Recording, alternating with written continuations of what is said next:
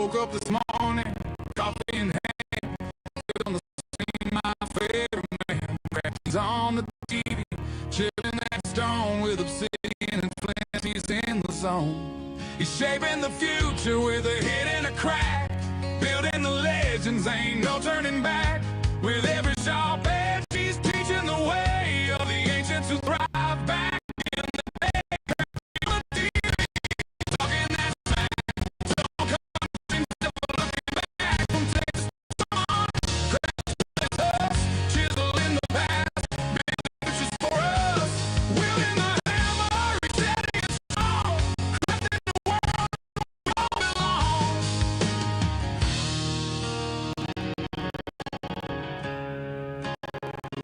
Underneath those layers of dust and grit, finds magic every little bit. A sculptor of stories, buried in the ground. Each piece he uncovers wisdom abound. With every collision, sparks start to fly. The old world awakens. We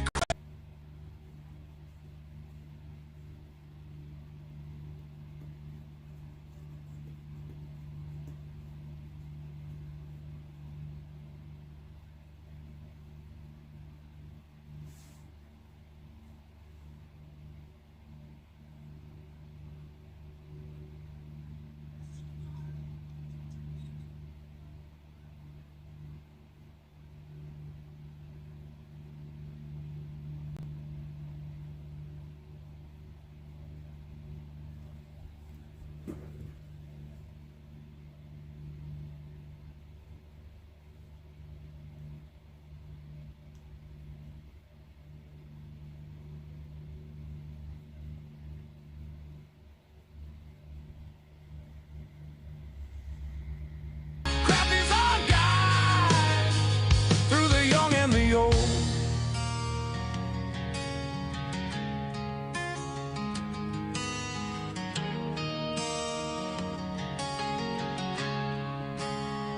With the sun rising high and the day moving on, Crafty carves dreams till the light is all gone. He's shaping the future one chip at a time. With every creation he's keeping the rhyme. From the heartland of Texas to the mountains of green, the legacy lives on through the stonework unseen. With every perspective he's showing the way. Crafty keeps going come whatever may. Crafty on the TV, talking that smack, stone carving dreams, never looking back. From Texas to Vermont, Crafty studies us, chisel in the past, building futures for us. Wielding the hammer, he's steady and strong, crafting a world where we all belong. So here's to the mornings with coffee in hand and Crafty on the screen, the true heart of the land. With a hit and a crack, he's paving the way through stone and through story. He inspires the day.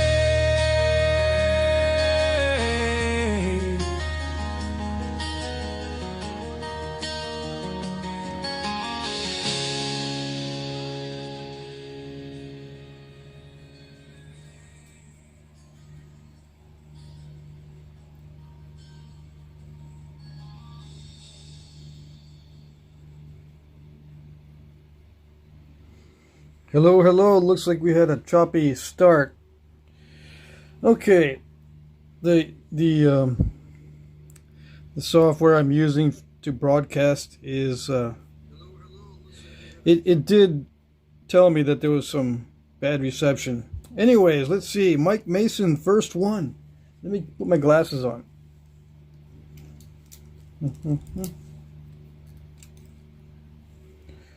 Stoneface, Alan Cole, Dockenstein, Tommy Taylor, Graylin Landry, The Primitive Gentleman. Patrick, I messaged and followed you on Instagram, buddy. Loved the podcast with Donnie. Awesome. I'm glad you liked it. Who else is here? Who else is here? Chris Lithic. Hey. Jeff Jin is here. Good evening, good evening. Okay, so let's get started. What are we doing today? We're going to try to do some dacite obsidian and stuff. Yep, I got a little basket. of potential stones to work. This is the grainy obsidian. Dacite or dacite, whatever. It's not real dacite. It's dacite obsidian. That's what we call it. Then I've got some black butterish kind of stuff, and mahogany obsidian. Okay.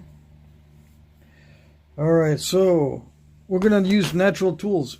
It is a natural tools night, and you can tell because it's in the horizontal format. I'm going to use the horizontal format for the natural tools. It has like 1/10 of the viewership of a vertical live stream, but I don't care. Yeah. The other 90% is just people scrolling through, doom scrolling anyway. And they're going to ask if this is obsidian. Tonight it is obsidian. Yeah. So they're in luck. The answer is yes. It is obsidian tonight. You're in luck. Yay. You can just dump all this out. Dump it all out. Just take everything out of there. Yeah. Got some stone tools in here I'm not going to use. Okay. Yeah, natural tools night. Yeah, we might use that one. Okay, did you see them all or no? No, you did not see them all. You don't know what this is. It's gonna be crazy. I have my other set of tools. I got them in the mail. I just haven't opened up the box. Let's start with the mahogany, since I don't feel like really working the darker stuff. Okay, so let me put out the sign for the newbies. I do have a sign for the newbies. Okay, we're always making spears. Everything is obsidian, and I'm using natural tools. That's the way we roll on this live stream. So the first one is false. The second two are true. Yeah. So these will vary depending on what I'm doing. Yeah, sometimes they'll be true, sometimes they won't be. Okay, so it's probably best to work this mahogany with antlers. For me, anyway. Some people might not like to work this with antler. I don't know. Let's see how it goes. How it goes, nobody knows. Oh, dang. That works too good.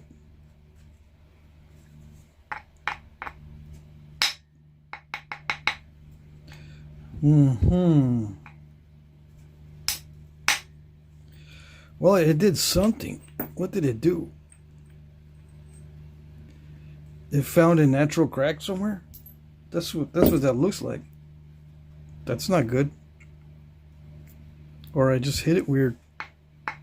It's possible I could have hit it weird. It's supposed to hit it right there. I don't see how it wound up over there.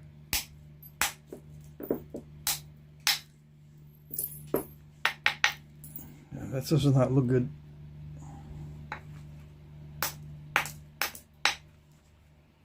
I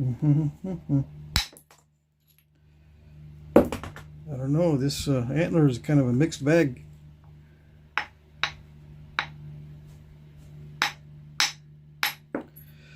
It's doing all kinds of weird stuff. All right, let's get more precise here. This is not productive. Let's see. What about a little teeny hammerstone? Yeah, that's a little bit better. We did start out with a big piece, but now we don't get nothing. Let's see. We still have. Let's see. Do we still have audio?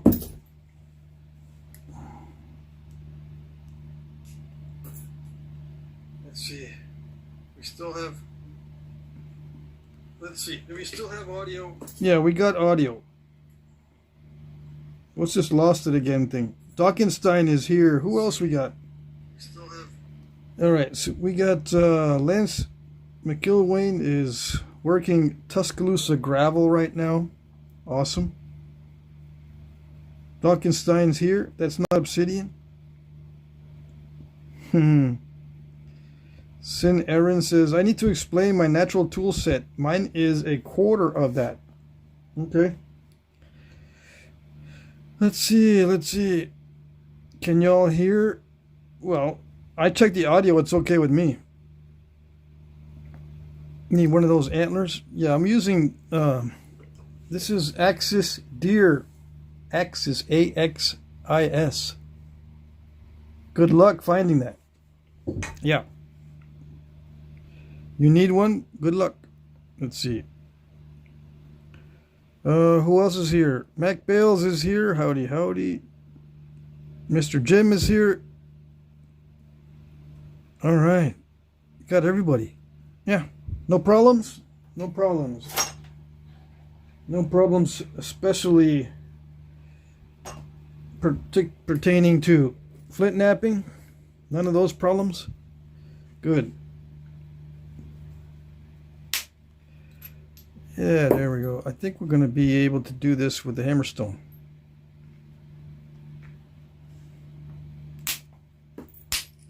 We'll be able to get something.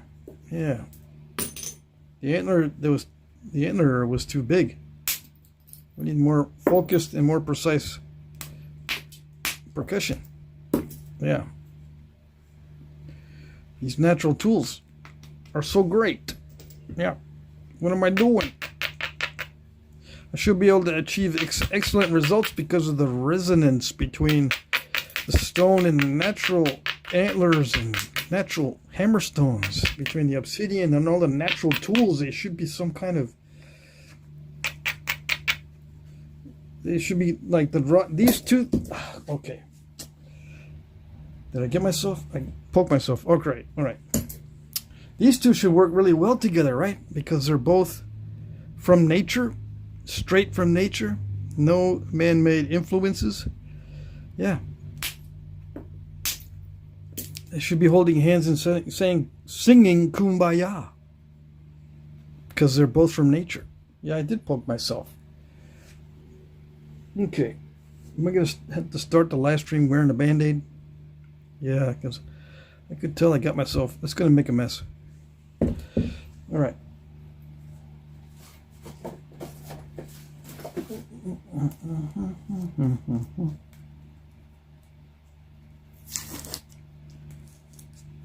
Don't get undone. Hold on. I just don't want it to get all messy. Yeah. There might be a piece of glass stuck in there because I can feel something going on there. I'll get it out later. Okay. This darn volcanic glass. Yeah, it's these things that get you. That's what got me, and that tip might have broken off. I don't know if it was this one, but it was one like that. See, when those go in, the tips break off. All right, so.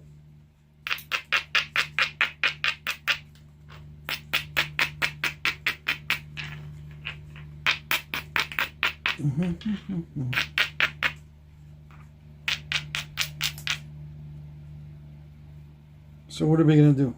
This piece is too small, huh? It's going to be a boring night. Yep. This is a hard hammerstone, okay? And yes, you can knap obsidian with a hard hammerstone. You saw it here first, folks.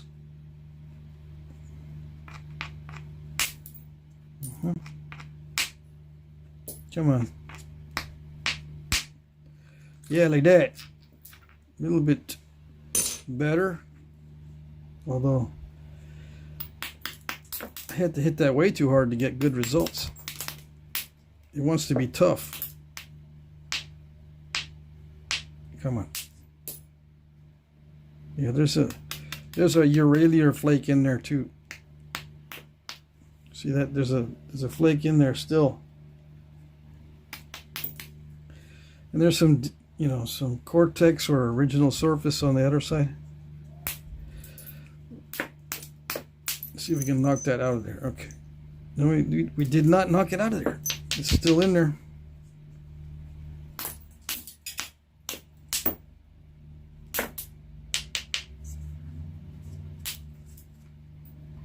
Still in there.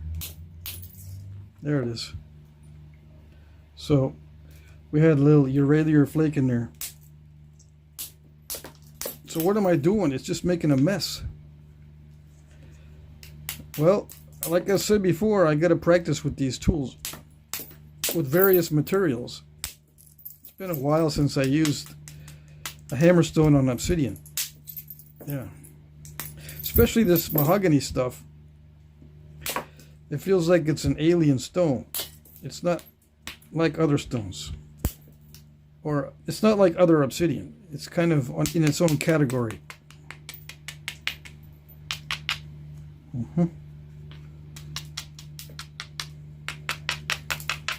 Something about a mahogany obsidian that's different.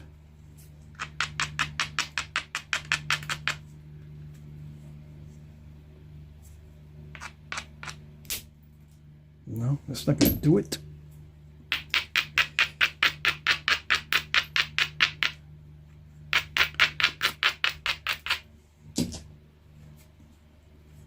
Let's see. No, the edge is not good. I got to figure out what kind of edges work with this.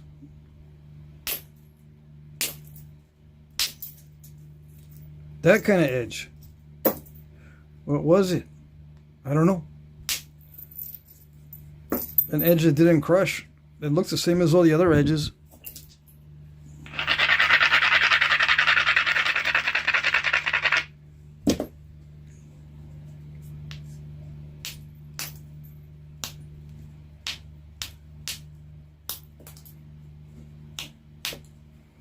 Okay.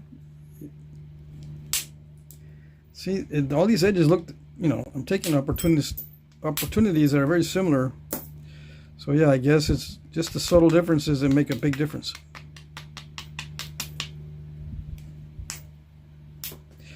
Okay, it doesn't want to do that. Sometimes it wants to do that, sometimes it doesn't.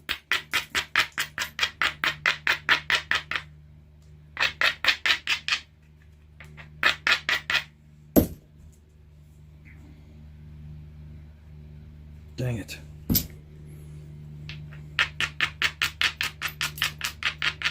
Look how small it is already. I could have made a good biface out of this with copper.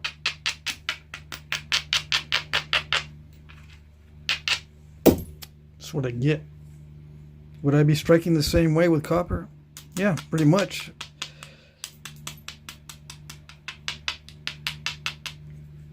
Pretty much the same way. There is differences, obviously, with the hammerstones.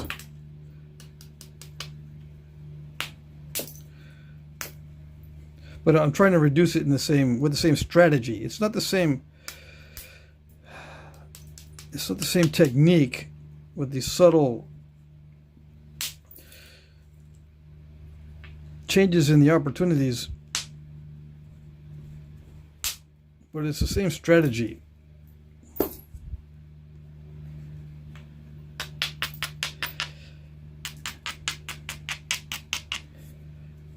This is relatively easy compared to what's coming up next. I'm just trying to get it thinned down from that blocky shape. The technique is slightly different, but the overall strategy is the same. Just using big flakes to knock down these turtlebacks and thick areas.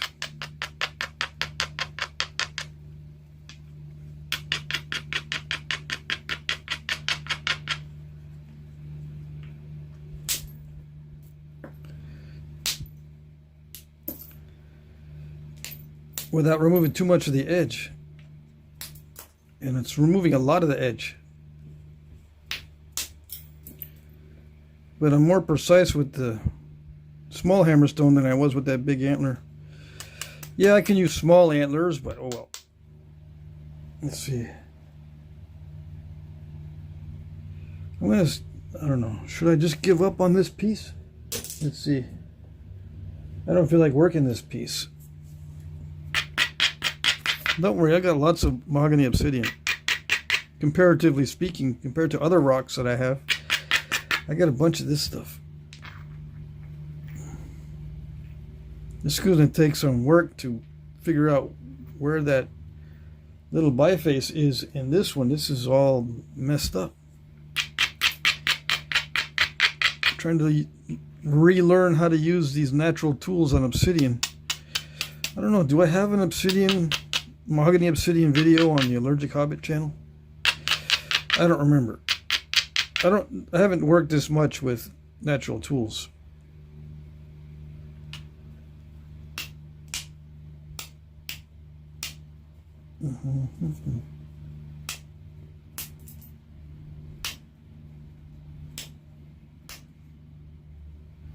I'm not getting the right feeling for this.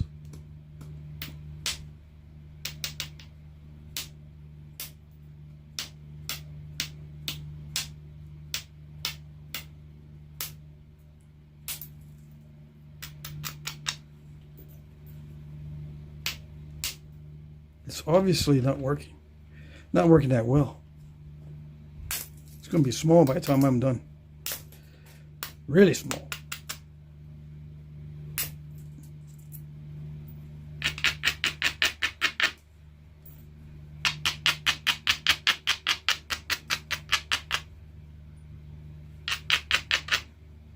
I'm using my abrader to do the thinning. Let's see if it works. No, it doesn't want to. Doesn't want to do it.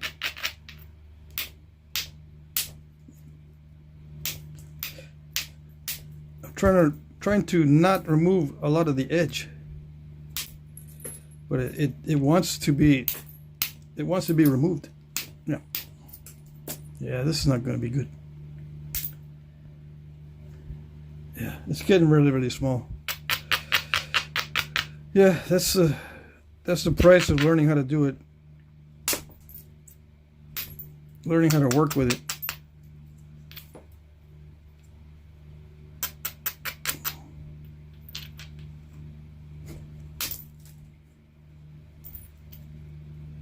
Man.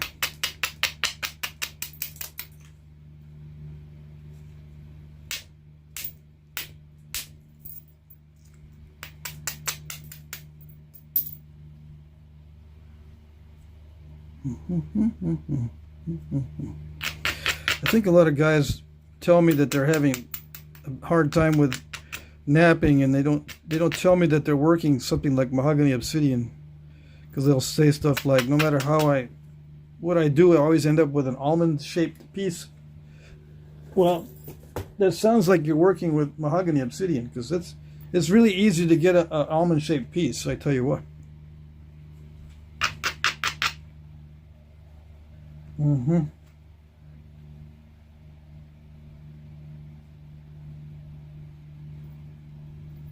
Well, that's the biface.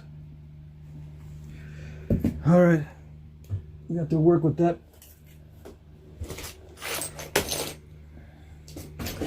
If it breaks, if it becomes much smaller, I'm not going to keep it. I'm just going to move on to the next one. If it becomes a lot smaller than this, we're just going to move on. But we'll try it. Let's see. There's flakes I can use in here, yeah.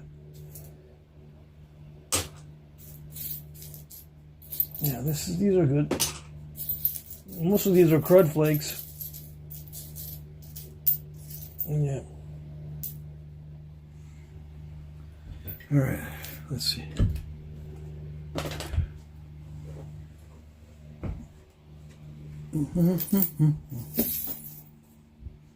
So why am I doing this on video? Why am I learning on video? Because I might as well film it. I'm not going to do any worse, I don't think. Maybe a little bit worse because I'm on video, but I can still learn on the fly on video. Might as well film it. It's not as effective if I focus on this by myself, it's a lot more effective because I'm not distracted by the video. But I really don't want to practice. I haven't practiced the natural tools off camera in a long time. So this is actually getting me into the practice to film it on video. Yeah. Okay. So that's why I'm doing it, because obviously I'm not motivated to do it off camera. All right. So what do we do now? Well, we just keep going. Torture ourselves with the obsidian. Pick something that might work. It seems like I need to be very precise with this stuff. So we're going to use a smaller tip tool. I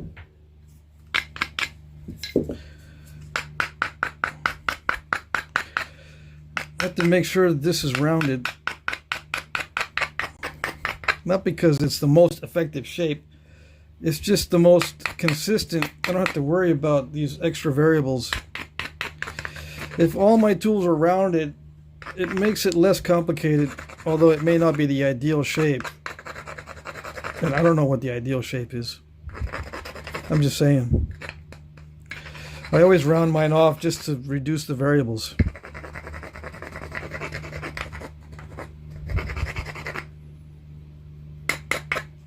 Okay.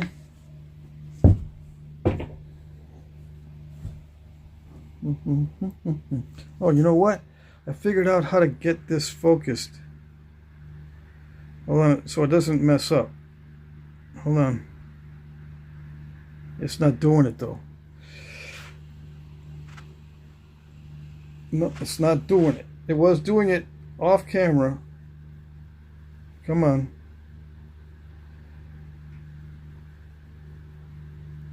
It's not locking the focus.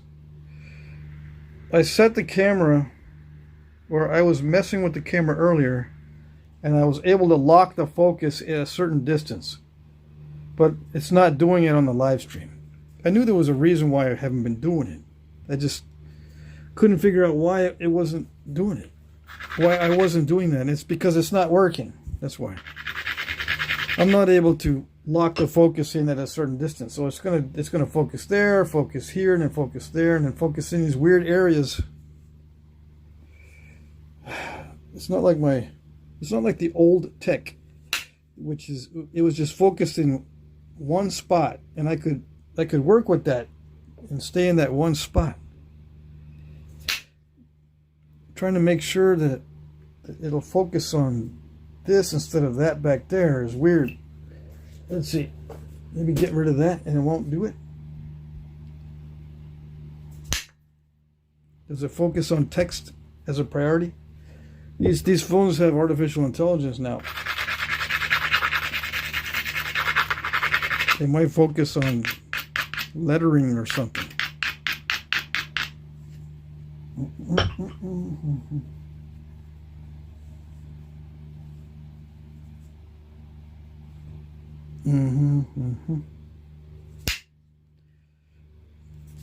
Yeah, deer tines are not set up for perfect pressure flaking. I mean, I like straight handles, not curved, on my pressure flakers like this. I like them like this.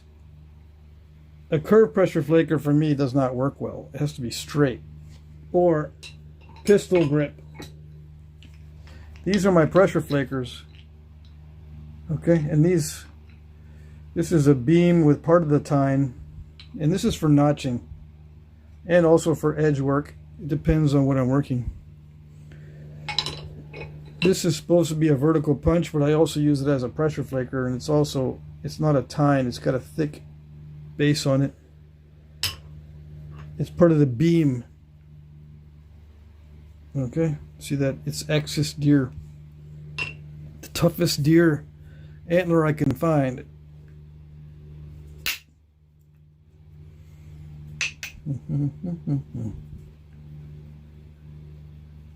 But you'll find that I nap differently than lots of nappers.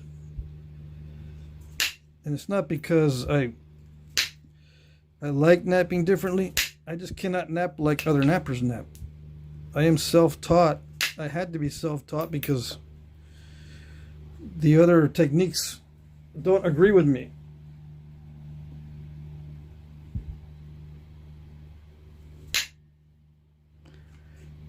I don't like napping with thin antler tines. I don't like napping with mostly direct percussion. I use mostly indirect percussion. So, someone asked me earlier, what were my influences in the beginning? And I said, I'm self-taught. I had a lot of influences because I could see the potential. I could see how the stone can be worked. I just could not work it in the way that they were doing it on video. I tried and couldn't do it.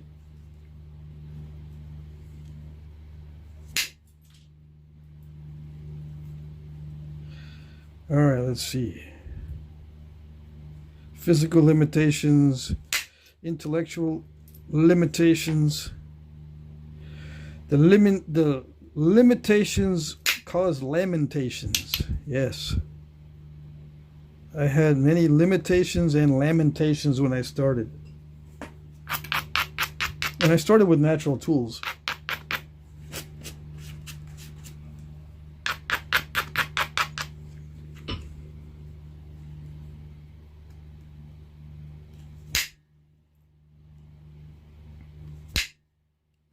All right, it's not doing it. It doesn't want to do it. Does it? It does if I be extremely aggressive with it. But that's not what I want to do because it takes away too much edge. If I'm extremely aggressive with it, it removes too much edge. But that's what I want. But no, I got to find a middle ground somewhere. Can't be doing that. Because then it gets too small and too almond-like. Yeah.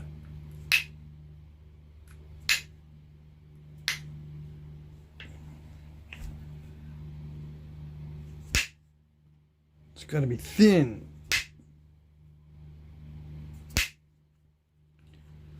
With minimal edge loss.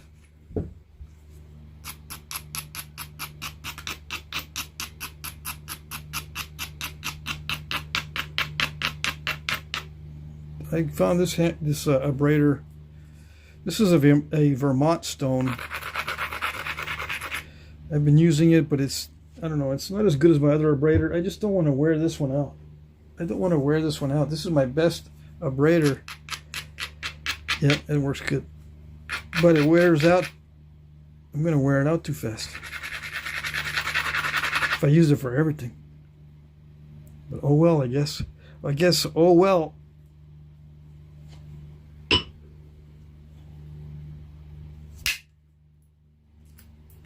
Yeah, see, it likes the aggressive strikes. When I put the tool higher up on the edge, it likes that. But that removes too much edge.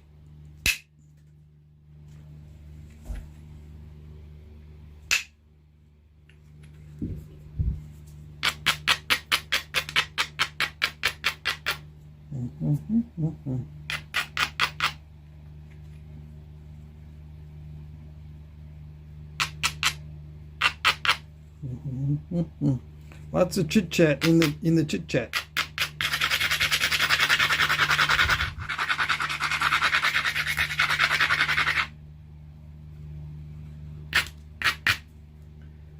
Let's see first. Oops, hold on a second.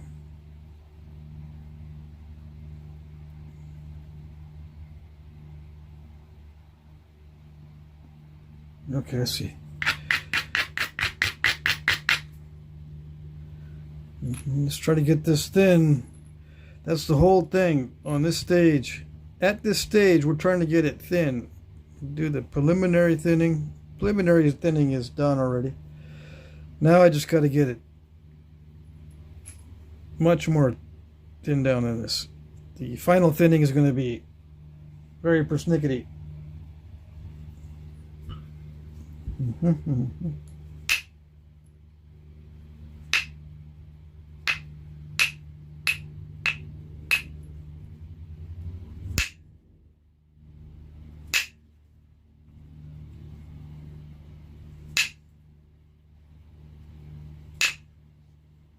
I gotta figure out why I can't lock the focus on the live stream.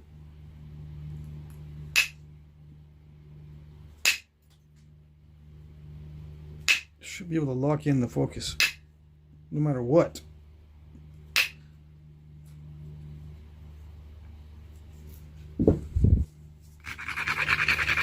So I don't have to keep checking to see if it's in focus. I think it's not focusing too much on the background anymore.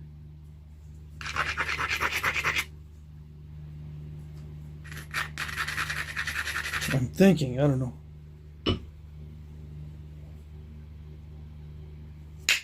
It could be focusing on the background as soon as I start to nap. I don't know. I can't watch both at the same time. Yeah, that means that the edge is getting too thin. Yeah, I was taking it for granted that we're going to get this thin down, but no, the edge says, wait a second, you forgot that the edge gets real thin, it's going to break. Yeah, I didn't think about that.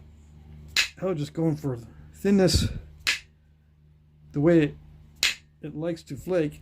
See, even obsidian can chew on the antler. I'm trying to just hit barely enough. I don't want to be hitting it really, really hard. You lose a lot of energy with the natural tools. I can probably pressure flake this and get it done. But I think I can take off some good flakes with indirect percussion still. But that's a big bite. Yeah, that bite bites. Yeah.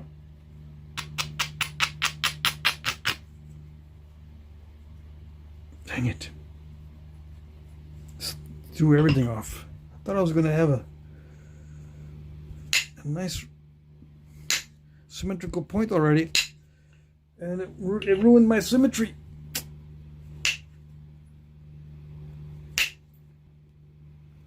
The thin edge ruined my symmetry.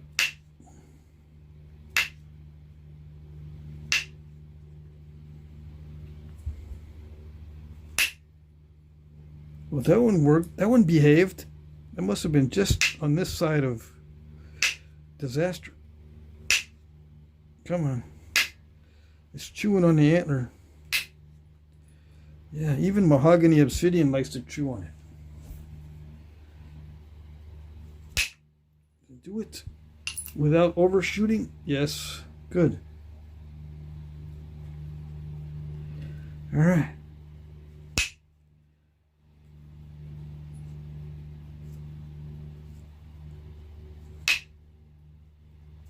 Come on. See how it chews on the antler?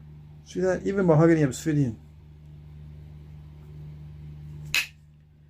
And it was dry today, so it's just the obsidian wanting to be tough. Yeah. The dry weather helps the antler. Humid weather weakens the antler. But don't try to fire harden the antler, because if it gets too hot, the antler will burn and cook and it'll weaken it. Yeah, the antler likes warm, dry weather, not hot heat from a fire, let's say. It doesn't respond well to being dried too hot, when it's too hot, or with fire. It doesn't like it. Not for Flintknapping anyway.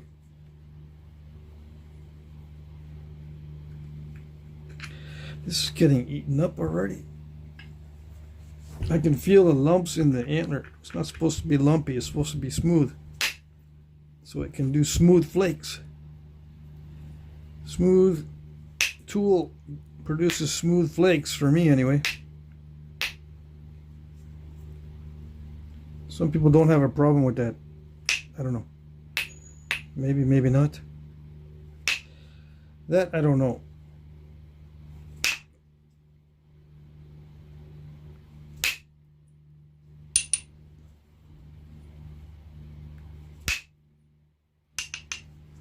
Come on, you can go to the middle. You can go past the middle. I'll let you.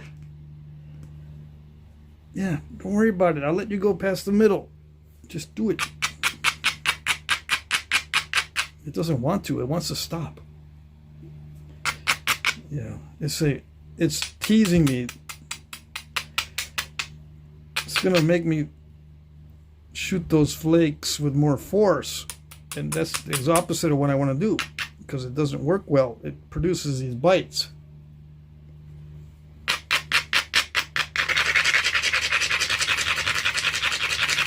Why am I still working on this piece? I don't know. I like mahogany obsidian. What can I say?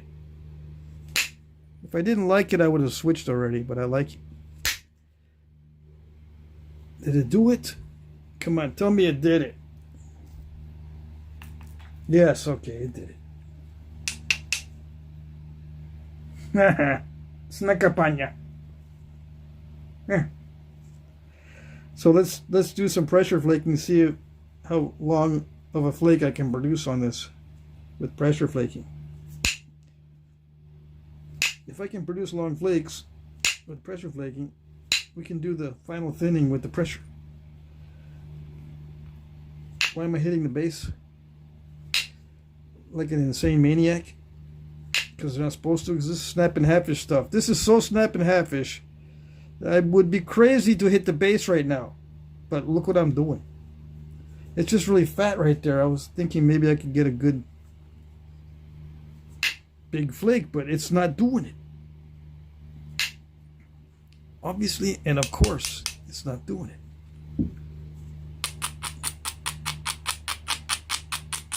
I'm using the minimum amount of force, and it just doesn't like it.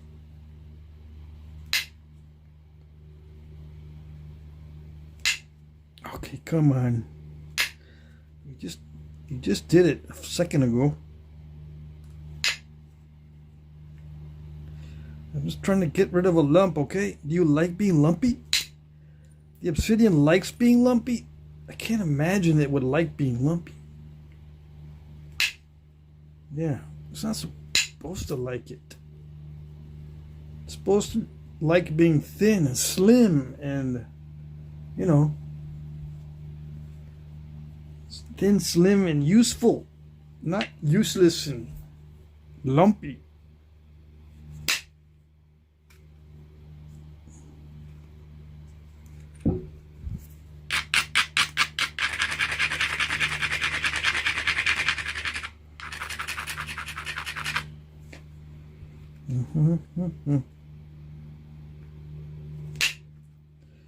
All right, let's see what it did. Is it diving? It's diving. It's starting to dive. See that? That means I'm reaching the limits of its ability to not dive. I don't know how else to explain it.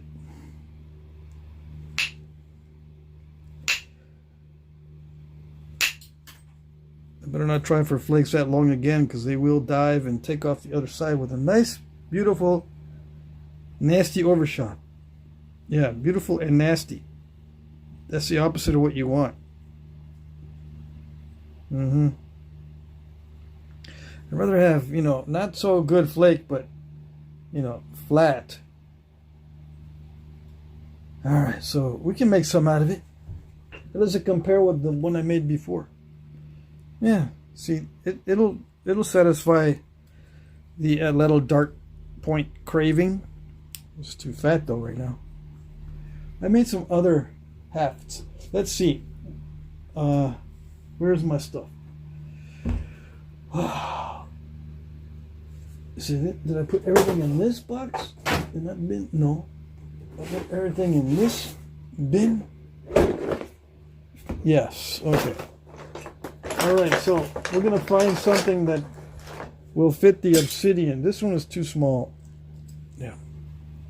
But this isn't that little dart. 4 shaft with a little dart point. The one I made yesterday is a lot bigger. And we're going to keep that in there.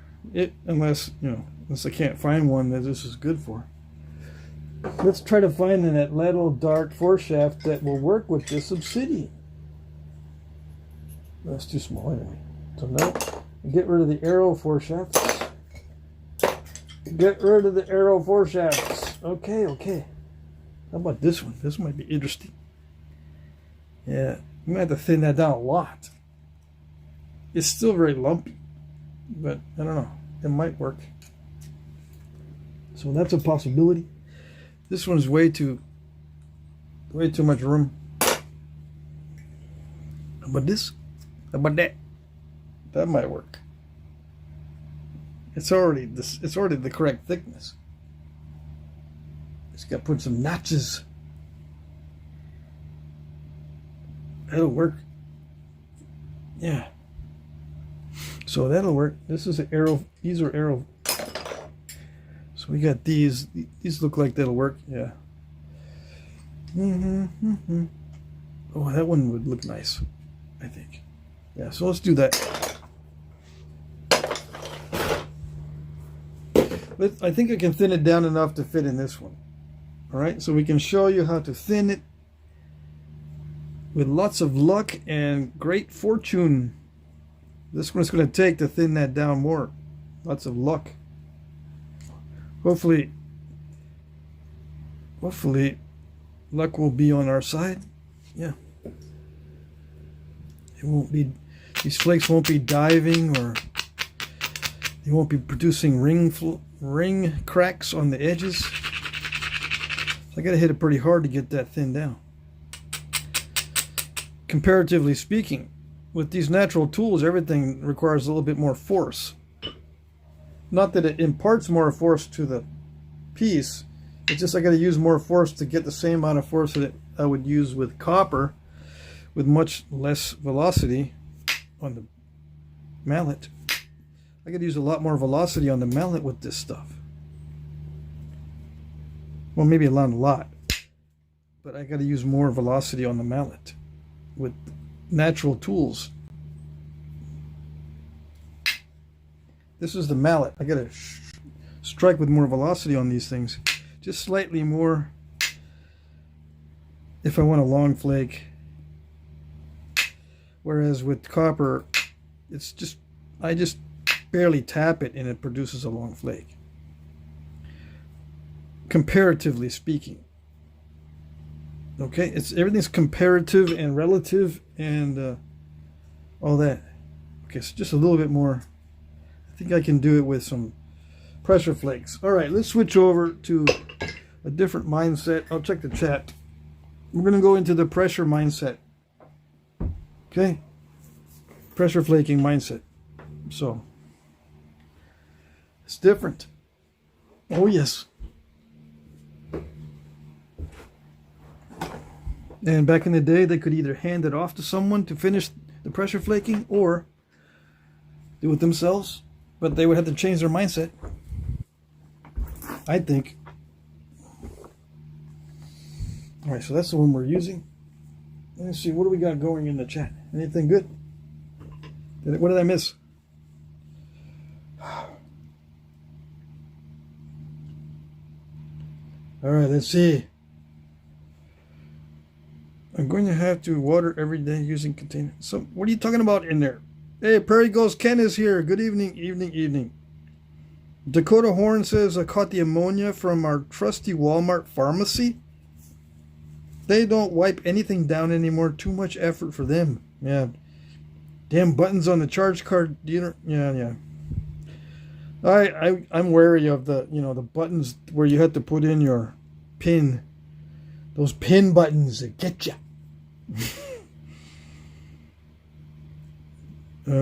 Sal left early to mow before it got too hot. Or I don't know. So Sal was here? Let's see. I'm looking for questions, as always. Let's see.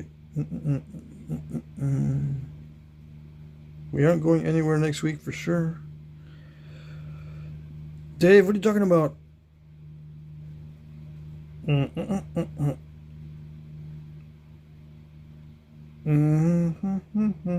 I'm spying on you guys. Oh yes. I mean, being nosy in the chat. Dave says, hey Patrick, hope you had a great weekend. Gonna be extra hot here in Iowa next week. Hope everything is careful. Yeah, this past weekend was good. Yeah, I left everything to the last minute. Yeah, I'm doing all my Flintknapping at the last minute. So it's good. Yeah, I'm being sarcastic. Jeff Jin, let's see. What are you talking about? Yeah, the only way to learn how to break rocks is to break rocks. No truer words have ever been spoken. Who else here? Pain and suffering. Stoneface, why are you always saying pain and suffering? I guess there's not enough being shown. All right, I'll show more pain and suffering, okay? All right? All right. All right. Okay, so what else? Nothing else. No questions. Vertical punch versus horizontal punch. Is there a difference in the amount of force transferred by the different methods? Yes. The vertical punch is actually very efficient in transferring force. The horizontal punch, not so much. So, in theory, so I don't know how this works in practice. It's because there's some things I might be missing. But if I'm not missing anything, the vertical punch is more efficient. I find it to be more efficient. I just don't use it very much because I can't see what I'm doing. Okay, if I can figure out a way to see what I'm doing with a vertical punch, I would use it more, but I can't see what I'm doing. You know what I mean? Look, you got to hold it. Unless there's a different way to hold it, which I'm sure there is. You got to hold it like this and then cover over what you're doing. See, you hold it like this and then cover everything up. I hate that. I hate it with a passion. Yes, I'm passionate about that kind of hate. I don't like doing the vertical stuff because I can't see what I'm doing. Sometimes this will slide around. Sometimes I'll second guess. You know, I need to be able to see. So I could, if I had an assistant, I could put it where I want it and then say, okay, assistant, just tap it. I'm holding it. I'm holding everything. Just tap it. I think that the vertical punch will probably be most effective with two people, not just one. In my case, anyway. There's some people that they don't have a problem with not being able to see. They go, okay, put it right there. I can't see it, but that's perfect. I can do it. I can do it without seeing it. I can close my eyes and do it, okay? What's the matter? What's your problem? I can close my eyes and nap, and you can't? What's your problem? I have a problem. That's my problem. I do have a problem. I can't see. I cannot nap when I can't see. All right? All right. Did that answer your question? I bet you it did not. Let's see. Prairie Ghost Ken. Patrick, with behind the leg indirect, is your foot flat on the ground? I have longer legs and I have to prop. I sit very low. You haven't seen me sit really low? Sometimes my foot is flat on the ground, sometimes it's not. I don't even pay attention to that. I have longer legs. I have to prop up my heel to hold up my stick, wondering if this is for my height. You're just not sitting low enough. I think it's actually easier for people to hold the horizontal punch behind their knee if they're taller. I think it's easier. The shorter you are, the lower to the ground you need to be. Okay. Hey, Rob Sefton is here. I'm watering my Three Sisters plants in tobacco and the Osage saplings in yucca while watching this. Oh, dang. You got everything. I'm trying to grow mostly viburnum in my backyard, but I've only got a few plants put in. I was supposed to clip a bunch of viburnum, to plant this spring, but I didn't because of my trips. Yeah, I think I can still do it. You just clip a bunch of, pieces of viburnum, stick them in soil or water or both until they sprout, and then you can plant them. But it usually takes about 3 months. I could probably do it. It's probably not too late. I could go get some more clippings. Let's see. Andrew Humphrey says, hey, Jack. Hey. Yeah, Mr. Jim says Sal sits on an ottoman. That's what he does. He sits on an ottoman. He knows. We've all been to the same napping. Noah Merritt. Hello. Viburnum, huh? Yeah, viburnum is the best arrow wood that I have encountered ever. It even beats high-grade river cane or hill cane. Oh, yes. I like it better than cane. Even the best cane. So, I mean, viburnum's number 1 and the river cane's number 2. I forget what I have for number 3. Dang it. I don't remember. It's not everything else. It's probably silky dogwood. And then everything else. But I'm not sure. The only reason is because I've used a lot of silky dogwood. We got it here. It grows everywhere. It's so beautiful. Let's see. Does red dogwood grow in your area? Yeah, it's the red osier does not, but the silky dogwood does. It's a relative of the red osier. They're almost the same. Okay, the red osier and the silky dogwood are very similar, and they're related species. They look the same many times because of the red bark when the shoots are young. As they get older, they get brown and green, but the young shoots are red. Okay. That's it. That's it. Okay, let's get to pressure flaking. Everyone's been waiting for the pressure flaking. Waiting with clenched fists. Yeah. Clenched. That's not how the saying goes, bro. Come on.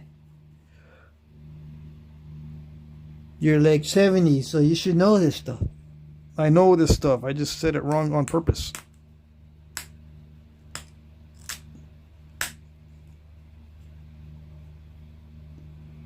Because I don't know what bated breath means. To me, that's breath that smells like bait.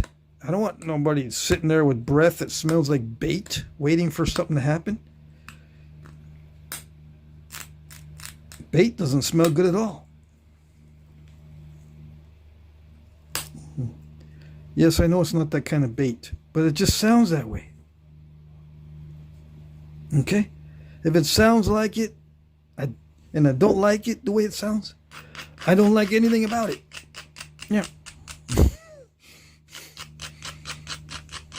But wait a second.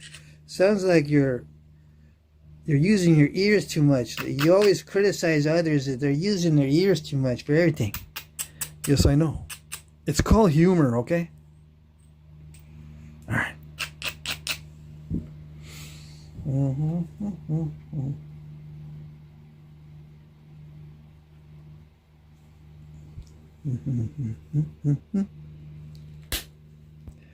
Ooh, this is gonna work. I hope it works. Yes. Now I just gotta make sure I don't go overboard. Where's my smaller, very persnickety pressure flaker? Uh-oh. It's in my other box. It's in my box I haven't opened. Do I have them in here? I don't have my shipping boxes in here. Where the heck did I put them? I thought I brought them in here.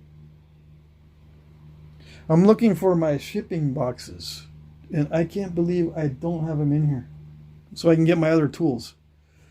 All right. I don't want to sharpen that up. I want to keep that the same.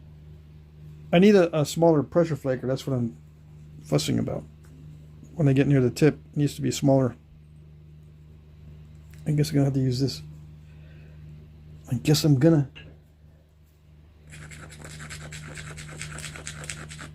All right.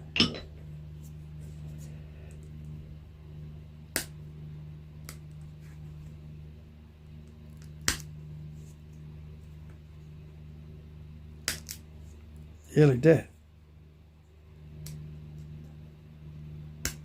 No. Yeah. Yeah, like that. You see how it flakes or no? It focuses on my thumb instead of what I'm trying to nap. I can't mess with the focus because it's not working. I already tried it. One of these days I'll figure out what type of software I can use that'll allow me to lock the focus in. I already tried it. It didn't work. Well, that didn't work that good. But that's the way it's been. That's the way I've been doing it with this more narrow flaker.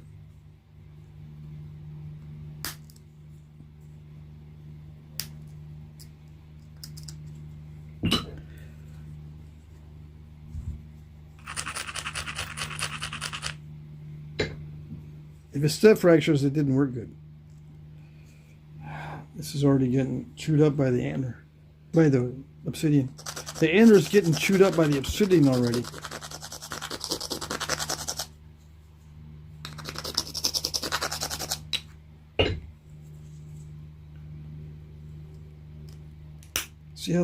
See how that worked? No? See how it removes flakes? See that? Hopefully you can see that. It's a different technique. Okay? It's a different technique than with a rounded tip, but that's what I got. I've got this, so I need something narrow like this to get in there. Come on. Come on. See that? I popped the flake out. You can barely see any movement in the flaker.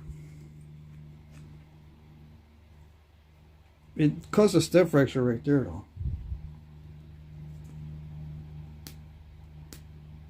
I was going to try not to do that with my fingernail.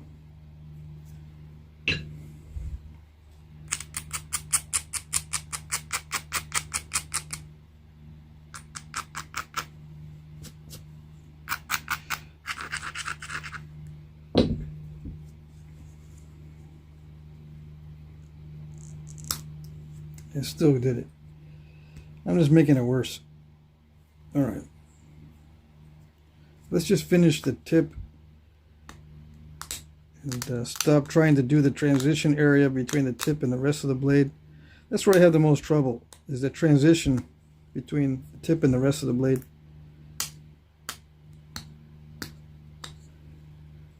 No, that's not good. It's thick right there.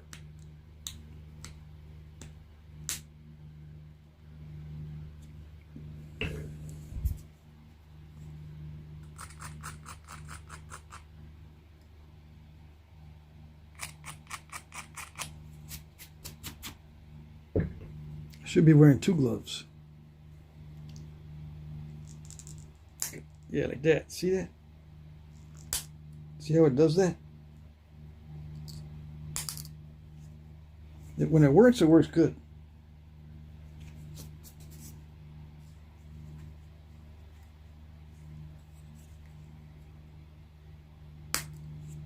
Yeah. Yeah, you haven't seen me using natural tools in a long time. I have other live streams where I use natural tools, right? I put the notches in yesterday in this one with this tool So you didn't see yesterday's live stream? Where you been?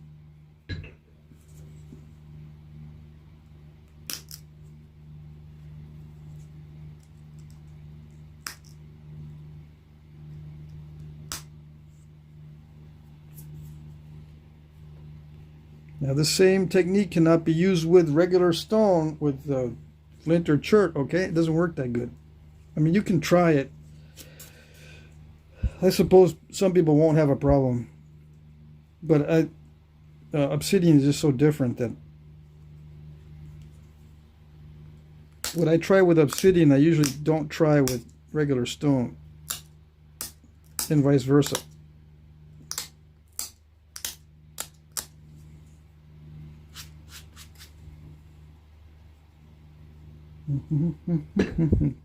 Are we getting there? I think we're getting there.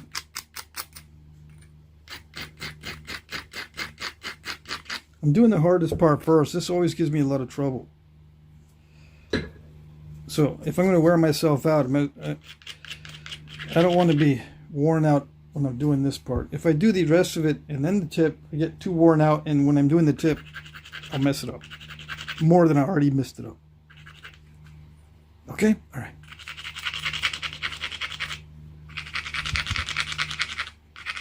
And I do need some smaller tools because I was not anticipating making something this small. So smaller points require smaller tools. Okay? All right. Make sense or no? Yes? Maybe? Sometimes. Only on Tuesday. Let's see.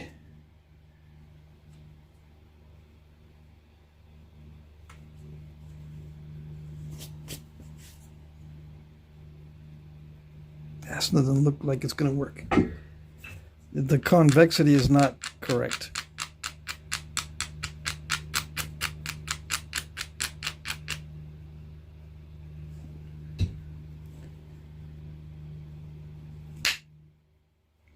Yeah, the convexity is... We'll see.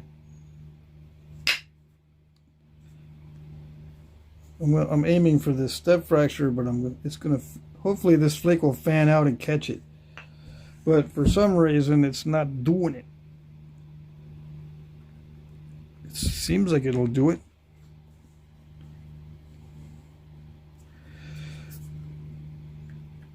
Yeah, it should be making good contact, but it's not doing it.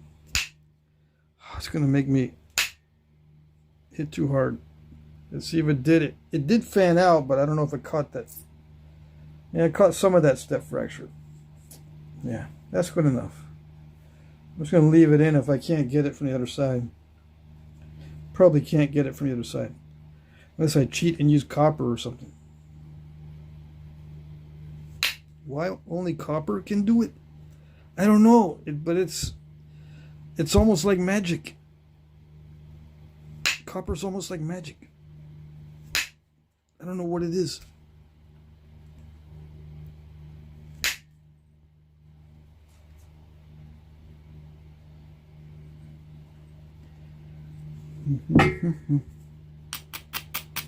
Are we getting it? Yeah, it's getting there. That thick spot, I might be able to get it from the other side. But I'm going to have to, no, I was going to say, I'm going to have to adjust the tip. Not on this, but on the pressure flaker, this other one. I want to keep this thick and rounded. I don't want to sharpen it a lot to try to get one step fracture. That's it. Because then I can't use it for the rest of this piece.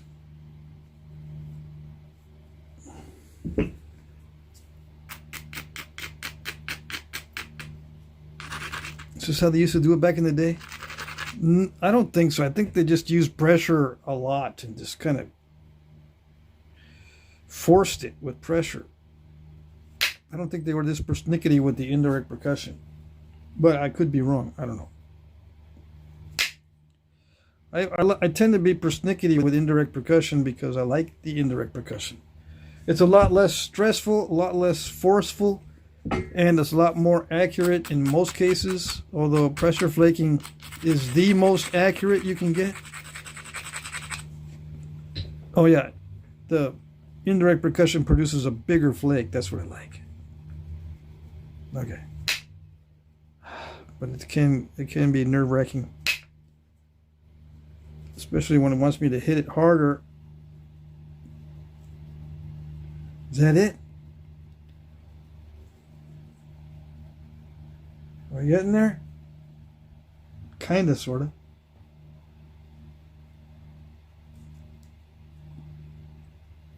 Can we make it look as pretty as using modern tools?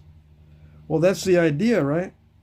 We want to, as modern nappers, to use everything to produce results like modern tools, regardless of what we're using. Yeah.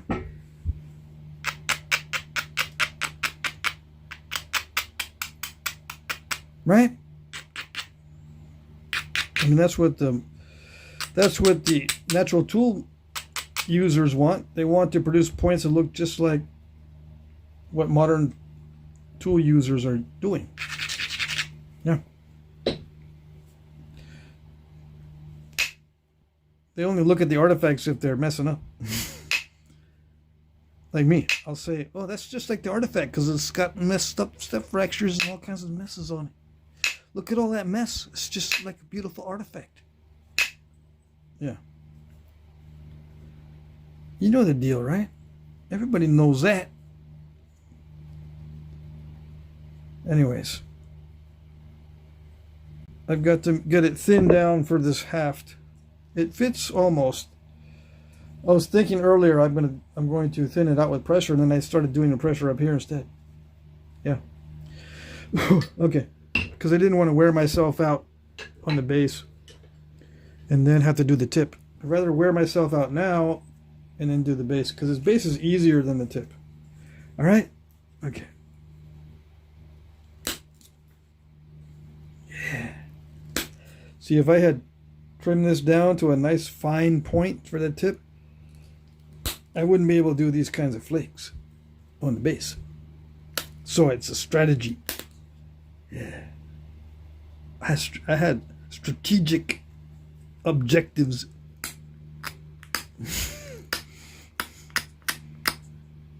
Strategical. All right. Yeah, the hard part's already done on this thing. The thinning of the thin piece is already done. If I want to go thinner, yeah, I have to go back into very difficult stuff mode. But for the most part, this is already done. The hard part's already done. You know what? I can probably get that step fracture from the other side. If I mess the symmetry up. Hold on. It might be worth it, even if I mess up the symmetry.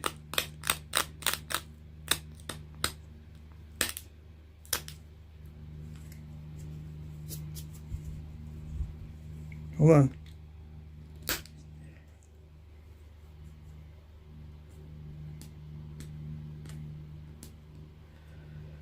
Let's see.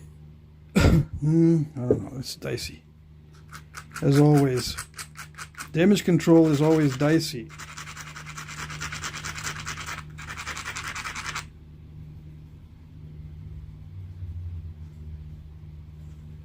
I don't know.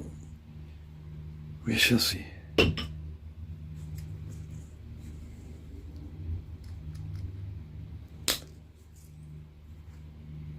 Yeah, it didn't reach. It almost reached. See that? It went to there. From down here. And, you know, I messed up the symmetry, but it's okay. We didn't want no stinking symmetry anyway.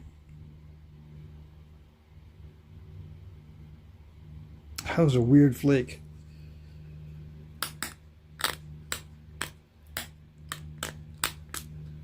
Alright, so I know not to do that next time. It's just too weird. Mahogany obsidian is just too weird.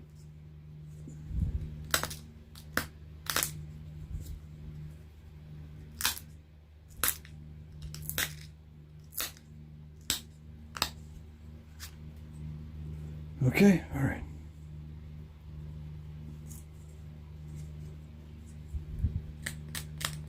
So I am going to take some big flakes with this.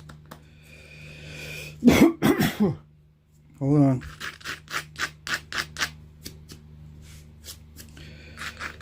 I'm supposed to be using the smaller tip flaker, but I'm going to try to use this bigger tip.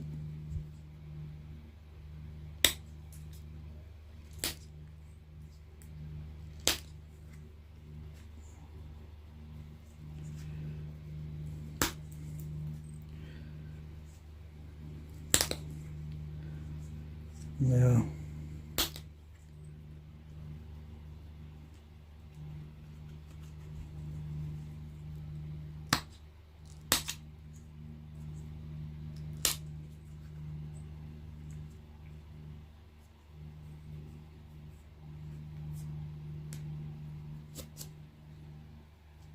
Yeah, it's a little bit better as far as the tapered look. I just don't think I'll be able to get that step fracture out. That's all right. And yeah, I'm crushing the edge, making it duller, but I'm just preparing it for the next series of flakes.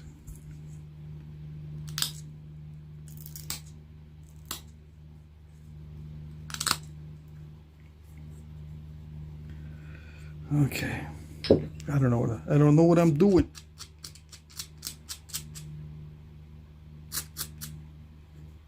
It's just bugging me. That step fracture is bugging me.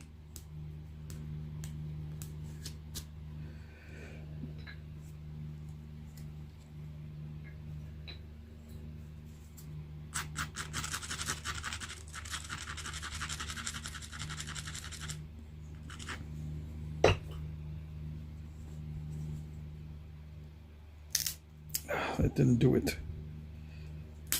You're supposed to just blast under it, but it didn't.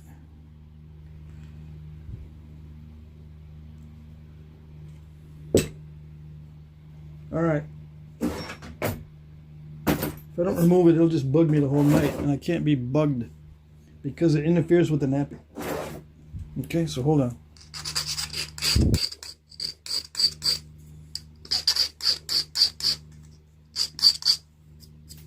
Should be able to achieve the same results with natural tools.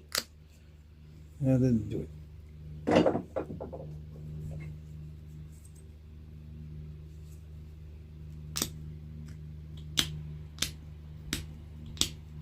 That's the goal. Eventually I'll be able to do that.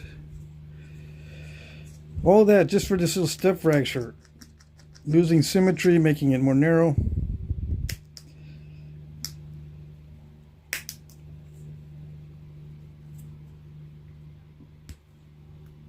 Well, that's not too bad. Still there a little bit. Probably can't see what I'm doing. Okay. That's enough. I'll stop messing with the tip. I can't get any better than that. See, I took a big chunk out of there trying to blast through that, but it didn't. It didn't do it, and I don't have the right tools for it. So we'll just move on. I got to make some smaller pressure flaking tools for these smaller points.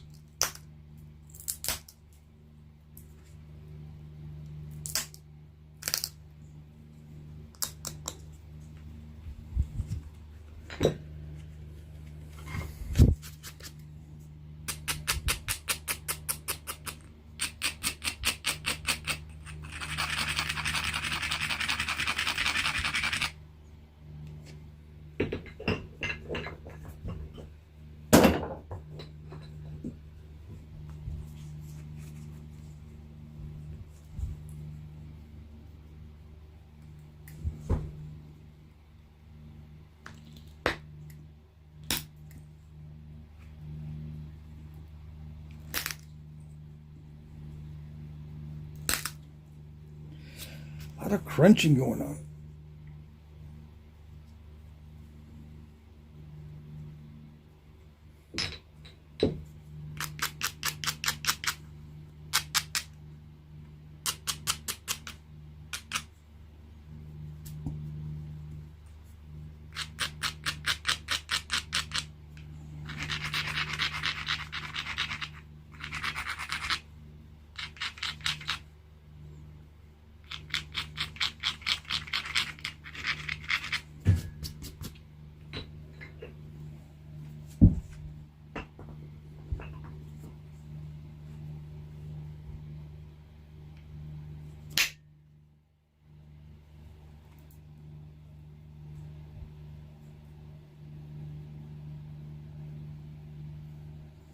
Yeah, I was worried about that one because I could break it.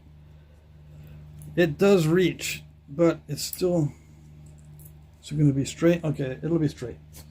Good. I wasn't looking forward to doing any more thinning on that. As long as it fits in straight, we're in business.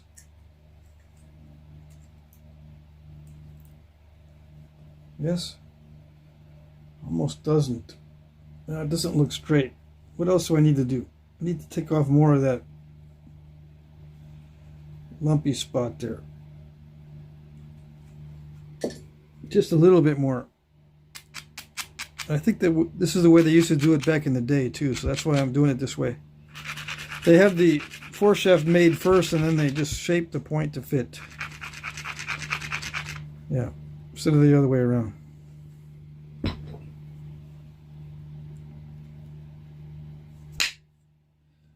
No, it didn't do it at all.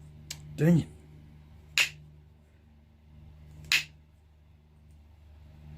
So what am I going to do? See, that one just scooped it. So what do I do?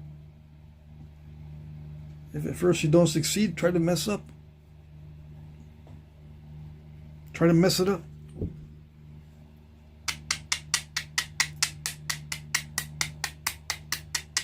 Try to mess it up more. Yeah.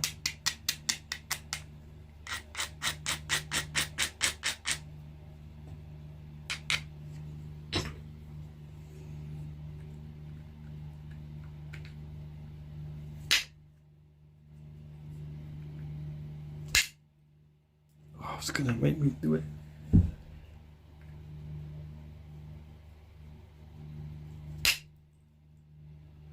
Did it get rid of the lump? I think it might have.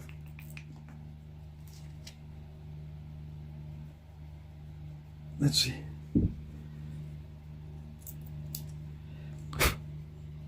It's kind of crunchy down the bottom with the notch. Okay. So I think now it'll go in straight because I did thin it. Yeah. I've got some maneuvering room now.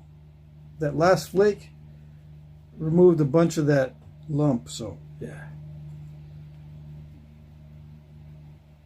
Let's see the other way. Yeah, I got a lot of maneuvering room this way, so I'll be able to mount it straight. Okay, so what else? Are we done? We're not even close to being done. I still got to sharpen that. Hour and 23 minutes. We've only been. Yeah, Alan Cole says it wants to be a northern side notch. It sure does. But yeah, we're only an hour and 23 minutes into this. We still got time to do stuff. If I do a northern side notch, I get to do a nice concave base and thin this down even more. Yeah. I think so. I wish I had I think I'm going to finish the tip with copper because I'm really wanting to finish that tip nicely instead of using such fat tools. I thought I had brought in my box with my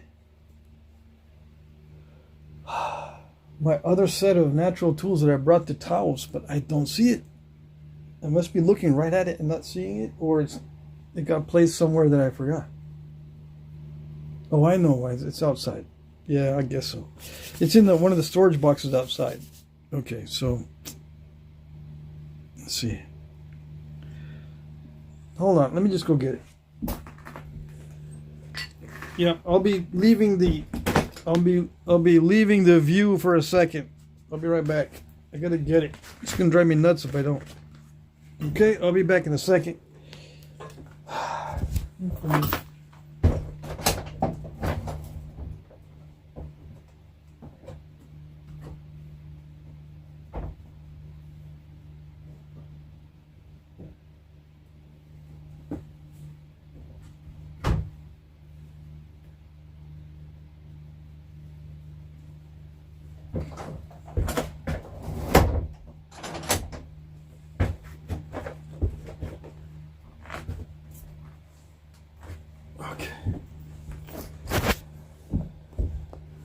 Alright, I got the boxes. Alright, I just got to figure out which one it's in. The heavier one is not the right one. So which one is heavier? Okay, this one's the lighter one. Okay, so I'm going to open up this box. Hold on. Hold on. I don't want to show the addresses so I can protect the innocent.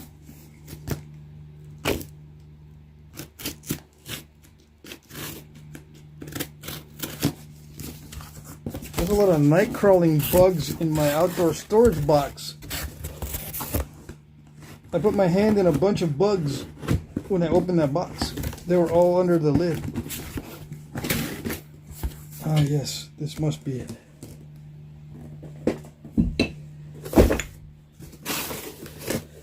See how I package my stuff? My stuff's important to me. I wrap each thing individually. I know it's kind of obsessive, but oh well. There they are. Haha. It's my little bitty pressure flakes. These little bitty tips on them.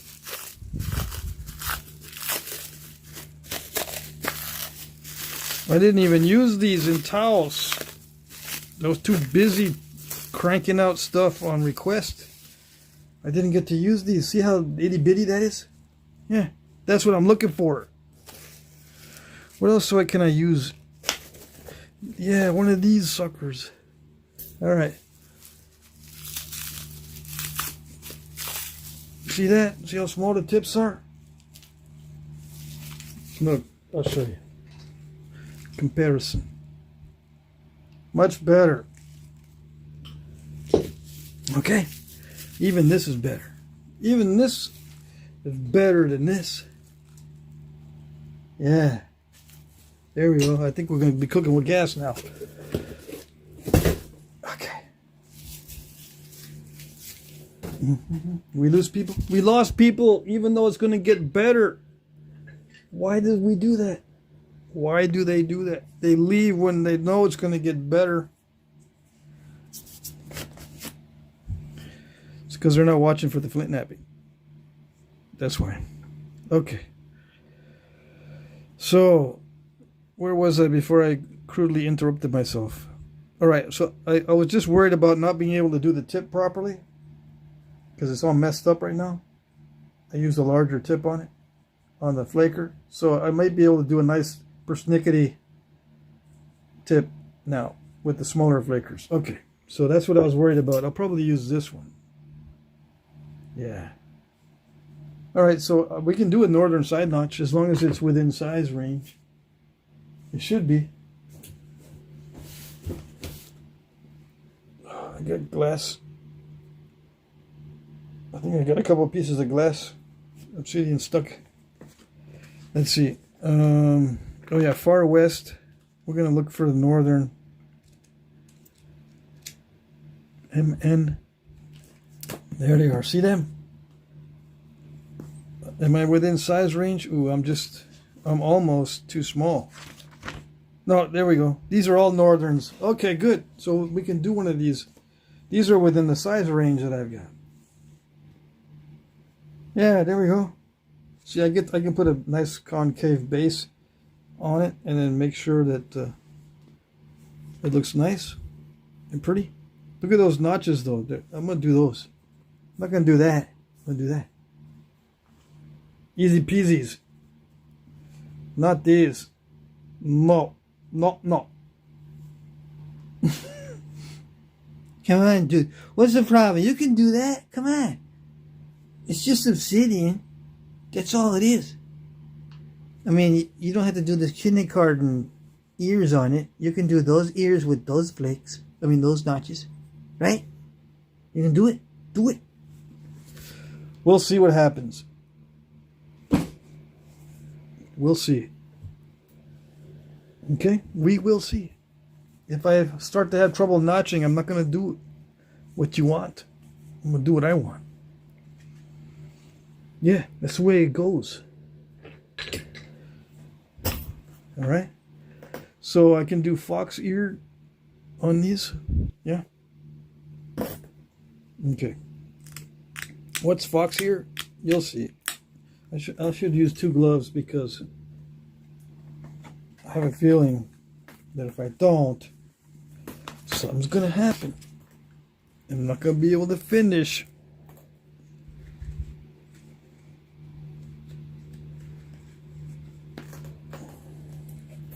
I mean, I'm not going to be able to finish on time. I only got 30 minutes to make this look beautiful. You know how that goes. A lot of cosmetic adjustments. Take forever.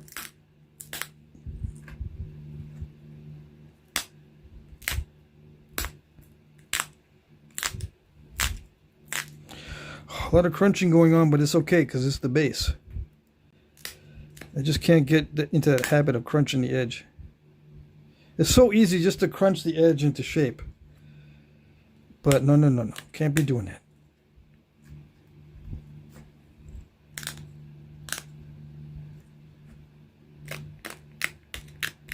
I mean, I can't be doing that everywhere else.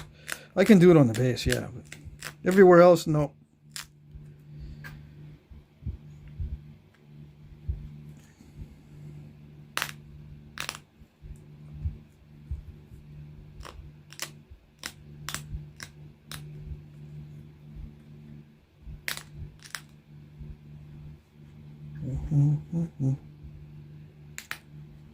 Let's get up close. Yeah.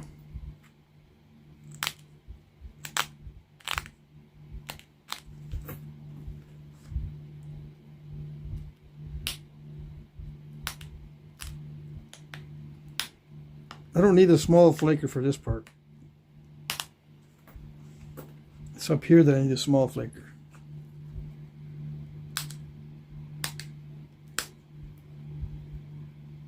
All right.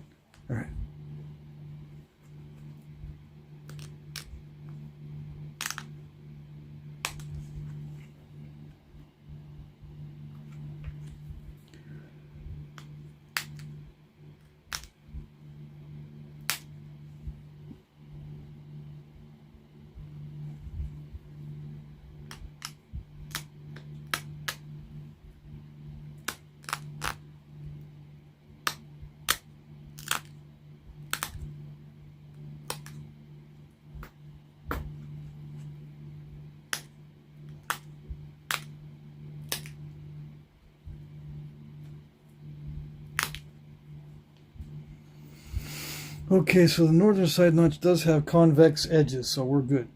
All right, so that's it. I'm going to be doing some notching here and focusing, so I may not say anything for a while. I'll be using this notcher here. Yes. All right, so the notches go upward. See how this goes. I did not thin this out before I'm starting. I should have thinned it out in a perfect world, but this side is one with the scoop out, so maybe, I mean, not maybe. So if I can do this side well, the other side won't be too much of an issue. This is the hardest side to do since it's got that big scoop out. To blast my way through that. Hopefully it was be okay. Yeah, it was be okay. Let me see. I need a darker background.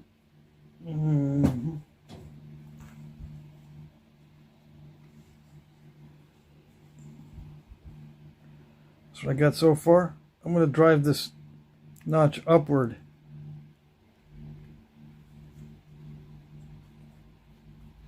Let's see it. Rob says, hey, I was wondering if you could do another hell gap knife and talk about the time period and area they have been found and types of stone used. Well, it'd be easier if I just do that right now, right? Because then I would have to study the hell gap. Let's see what it says.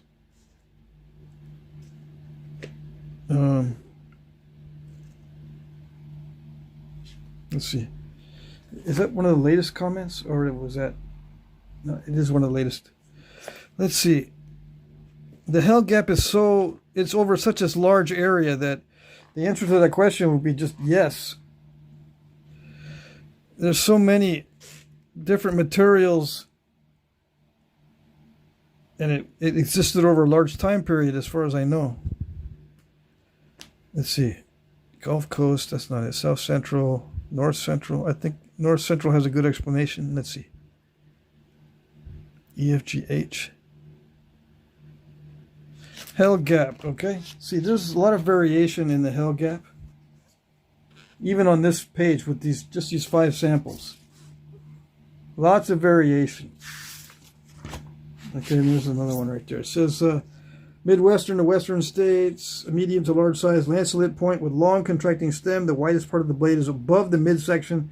The base is straight to slightly concave. The stem edges are usually ground. That's very basic. I thought they would give you more. Okay, but they were made of many different things. And the time period is transitional paleo, 10,300 to 9,500. Okay, that's a long time period, maybe 800 years. Is that what that says there? If you add 800 to 9,500, I think you get 10,300, if my math is correct. So it's a long time period. Transitional paleo. Okay? Which means, you know, after Clovis, but before the Archaic. But look, there's many different, this one has shoulders on them on this one, but these other ones, some of them don't have any shoulders.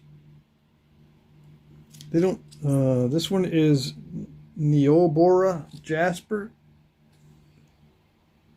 But they were made of many different things, whatever they can get their hands on. You think the geometry on these are amazing? Okay. Let's see. Where else can we find hell gap? I think the North Pacific has hell gap. Yeah, it does. There's some more hell gaps here. Okay, this has actually a better explanation. These are reworked examples. Knife River, Flint, Swan River. This is Knife River Chert, right? That's okay. Swan River Chert. Drill form that's been broken. Knife River Chert. Heavily ground. Knife River Chert. Heavily ground. Swan River Chert. Heavily ground bases. We don't see the side views, but they're pretty thick. Here's one shown in someone's hand. It shows the size and the form. But you can see some of these have the contraction low, and some of them start the contraction much higher. Lots of variation.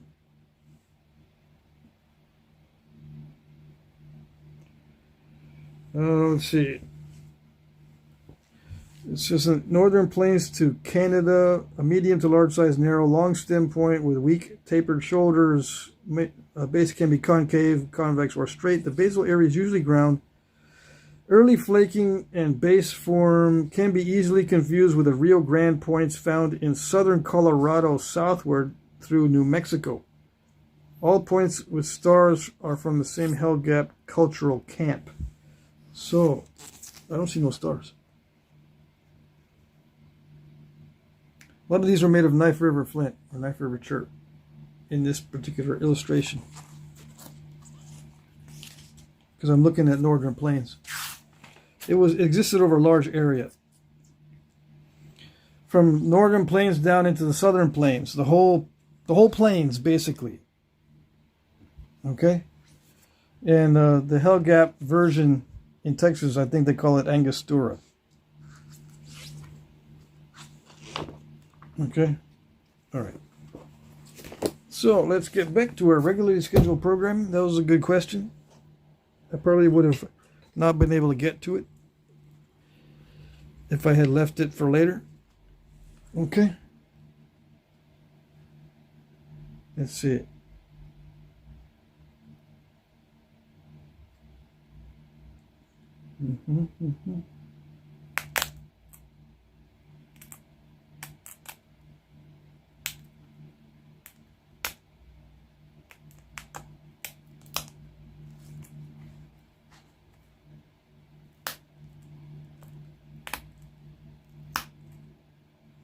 I'll go as far as I can with these notches.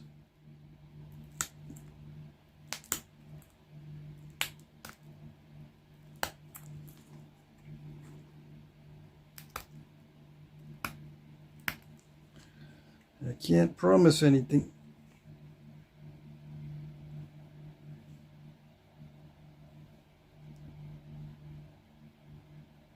If I have to push too hard, it's going to break the whole thing. think I've already stalled it. No? No. Okay. All right, I can go a little bit further.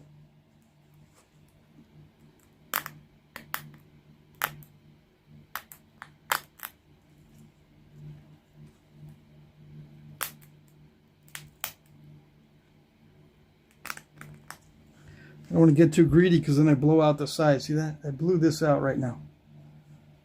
Bummer.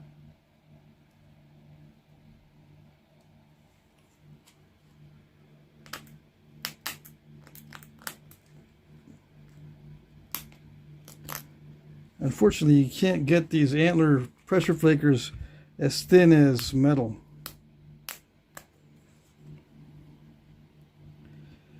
Okay, let's see. So they'll hit the sides more easily.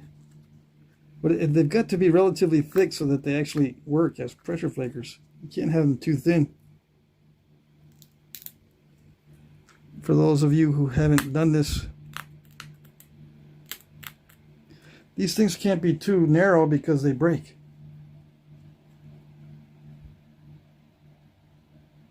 All right, let's do the other side.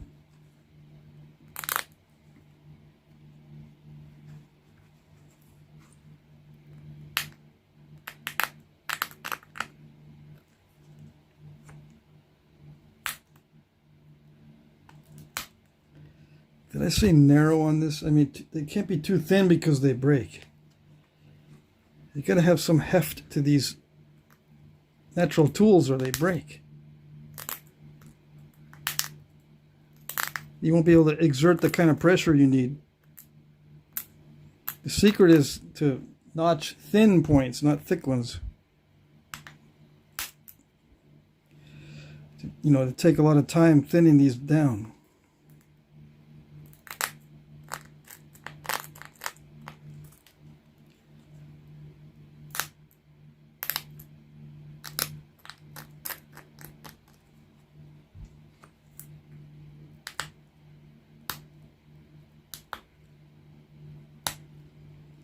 Okay, come on. Yeah, like that.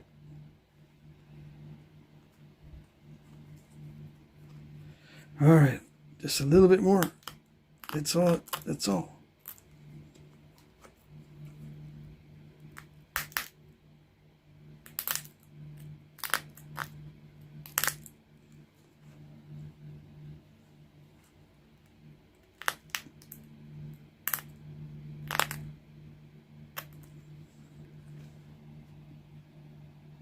Good enough, right? Or maybe a little bit more. Let's see.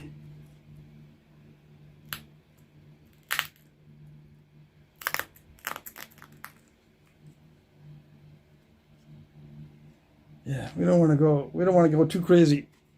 Okay, that's it. Did you catch it? Did you see how I did the notching? It was very dicey, yes, I know. I told you there was luck involved. It was lucky I didn't smash those notches in and then have to push really, really hard to try to damage control them and then snap it in half. Luckily, that did not happen.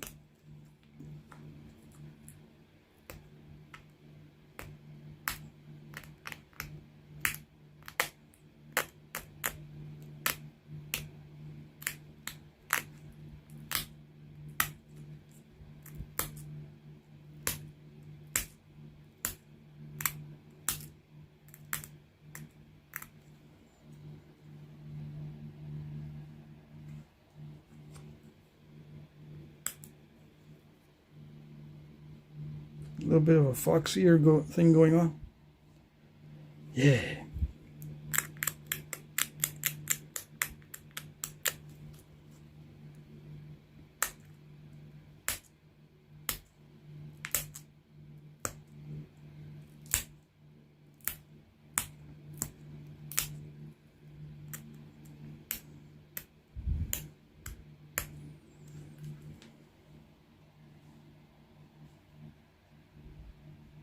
Okay, so now I just need to sharpen it.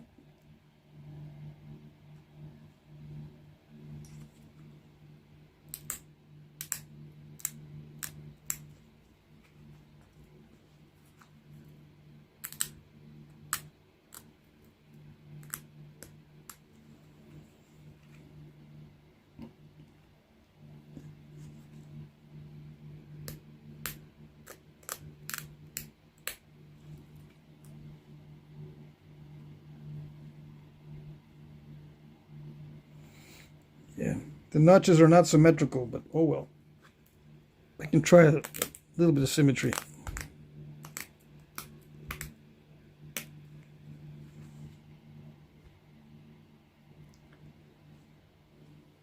Yeah, it's okay.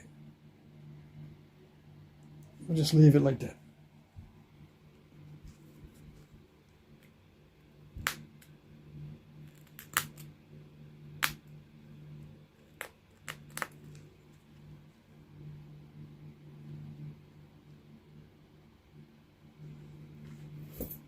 But maybe we won't leave it like that.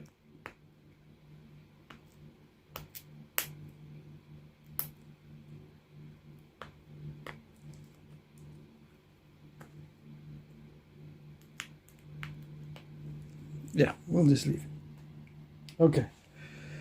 Let's see. Let's get the pressure flaker that I like out, so we can finish this. No, wrong pad. Okay, so do I need to abrade this? Probably, but we'll see.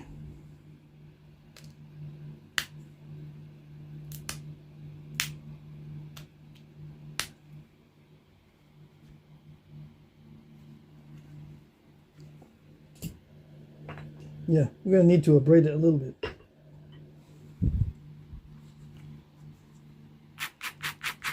I might be able to end the live stream a little bit early so I can get up early and do all my work tomorrow at the last minute. Yeah.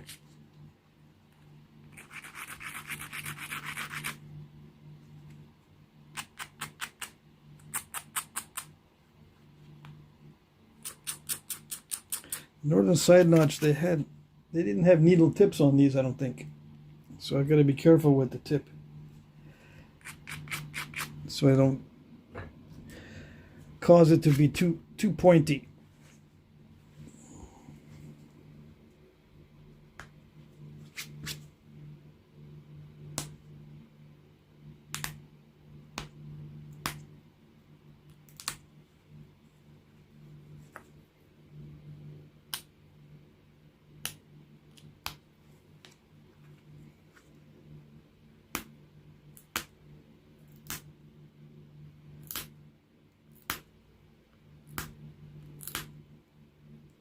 Make sure I don't break those ears off. That would be a bummer.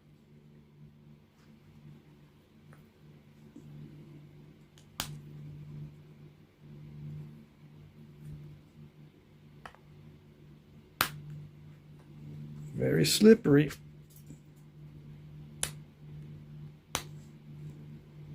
Did you know that mahogany obsidian is very slippery? No? Now you know.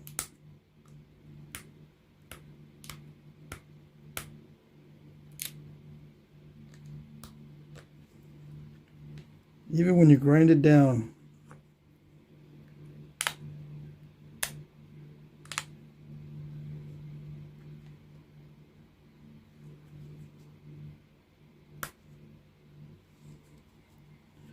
Can't see, but you can't see anything. I'm going to take the glove off.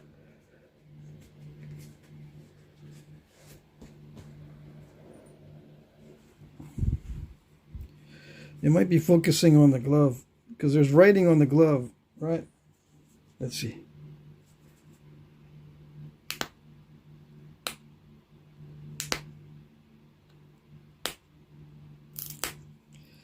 It's supposed to be nice, clean snaps. If it's not a nice, clean snap, something went wrong. Now this needs to be. It's starting to slip, so it needs a little bit of wedge in there. Okay, something's always going to go wrong, right? So do I have another flaker? Yeah, I got another. This one might not be slipping. Slipping and slippery. Yeah, let's try this one.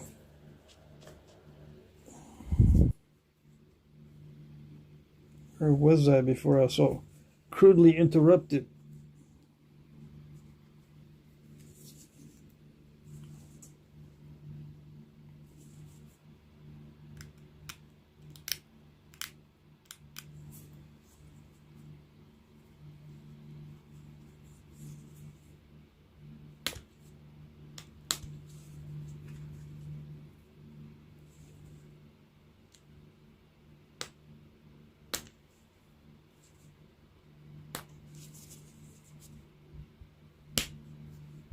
Is this moving too? This is moving also. Look at that humidity change. Made it slippery. Let's see, what kind of wedge can I stick in there? I need something to wedge in there so it won't slip. Okay, let's see. Think, what am I going to do? Turn it. Let's just try that. I just need it to work for a few minutes.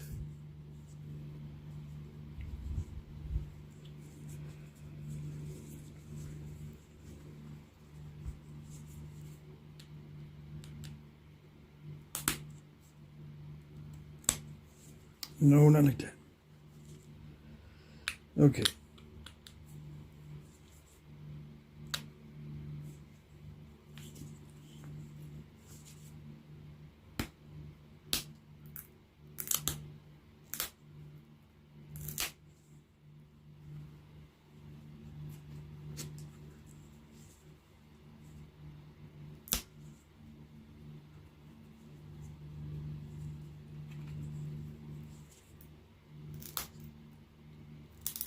Now, okay, I can see how this is going to go. It's going to fight me. Let's do this. How about if we do this?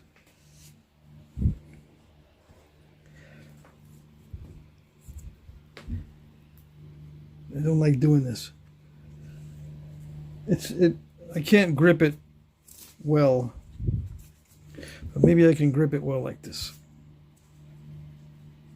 I need to be able to have no problems with the grip, because any problems with the grip and I can't do it.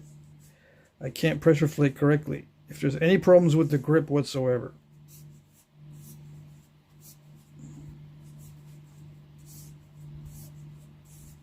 And it's still going to be a little bit too narrow for my taste, but I think I can still do it.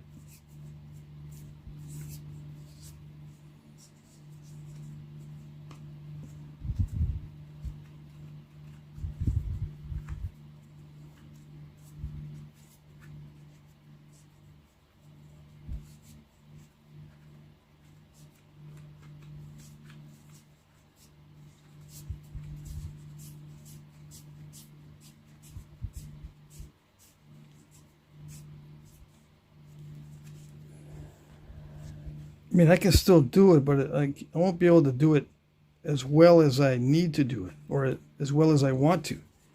All right, that's okay. That seems okay. Yeah, all right.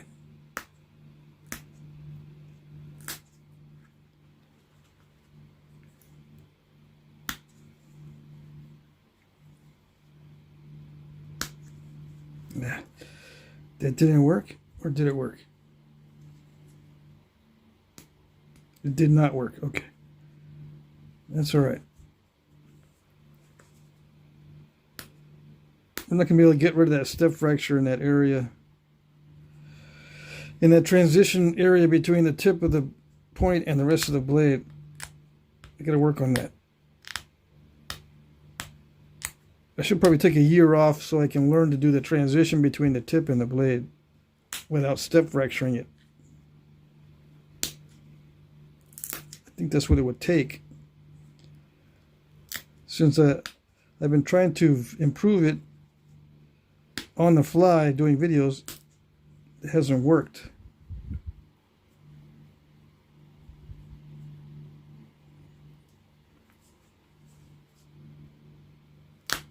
No.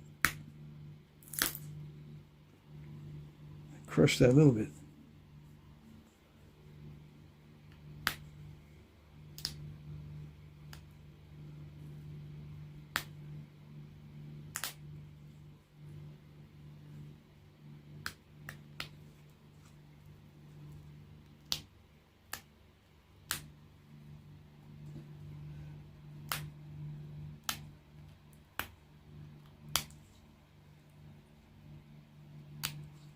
I wonder how long I was out of focus.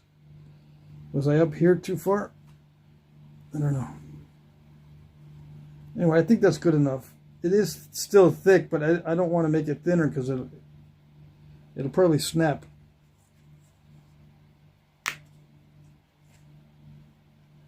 Yeah, I don't want to make it any thinner than that. Not when I had to use a lot of force to get these flakes to go.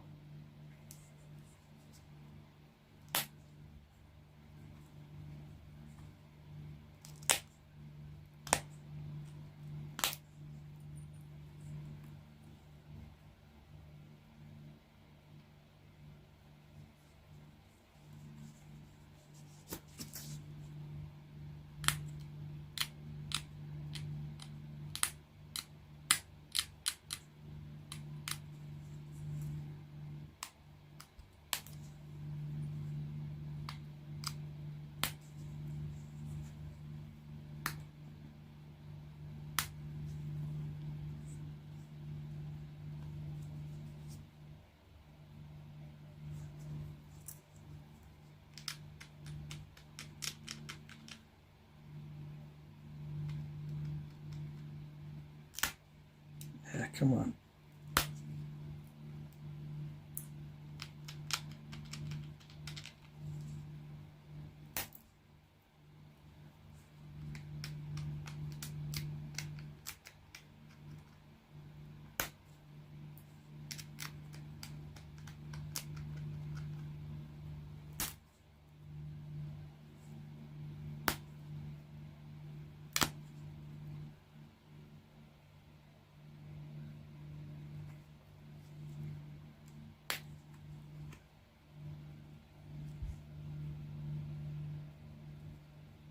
Yeah, good enough.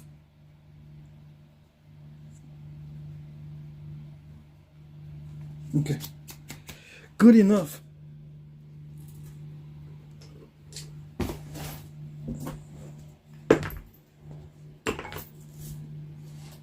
And it's the same width as the wood. And it's a little bit, I've made the notches a little bit too deep. It's supposed to be the same width as the wood. It's supposed to be. I think we can live with that though. It's almost the same.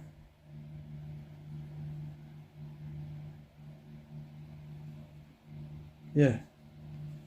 We can look for another foreshaft. Yeah, you thought I wasn't supposed to do that. I was supposed to match the point to the foreshaft. That's what I'm supposed to do.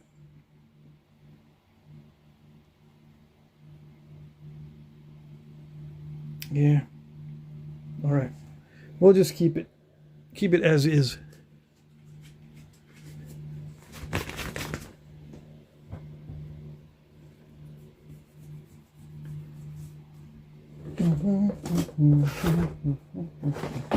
Where's the sinew? I put it away. Yeah. Okay. Same old sinew as yesterday. Oh yes, it hasn't died on us yet.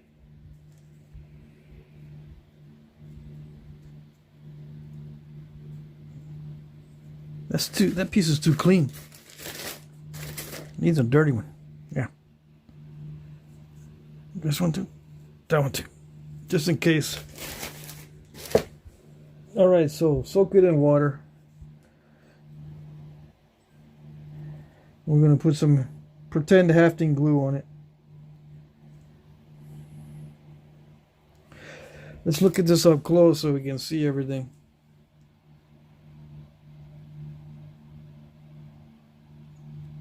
See the flake scars. I don't think there's many step fractures on it, which is nice. I was able to, minimize the step fractures near the tip. But it got kind of skinny. A little bit wonky, but that's alright. It feels nice and sharp. Although it's not easier to sharpen with antler on obsidian than with copper. It's about the same. Sometimes sharpening can be done more easily with antler, but I find that rare. I find that to be rare, but I do have to admit that sometimes it is easier to sharpen with the antler because it'll pull the flakes off. As long as the stone responds well to the flakes being pulled off, some stones don't like that, and they'll crush when you try to pull the flakes off with, you know, with a soft tool. But some stone will not do that. It will not, you know, act badly when using a soft tool on the edge. Okay. I still see dull spots, but that's all right. Yeah, I just had to put these flakes a little bit closer together. The notches are not stalled out, which is nice. A little bit of crushing, a little bit of crunchiness. Not too bad. All right, so let's put some glue, some pretend glue on this.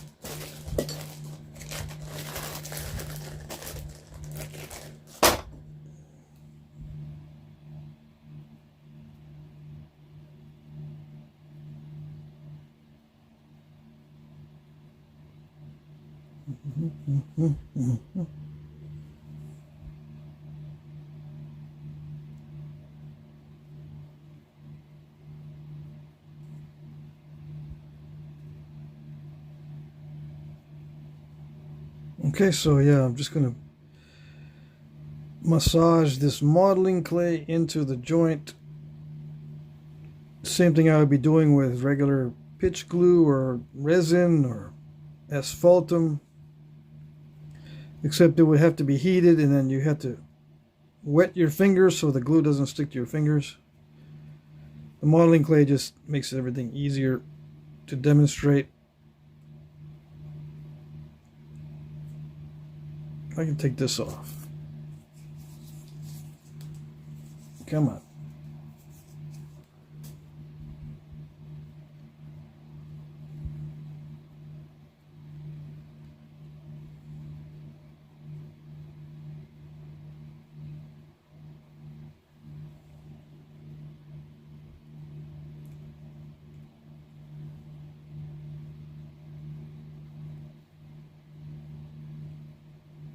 So yeah, I'm just pushing the glue into the joint.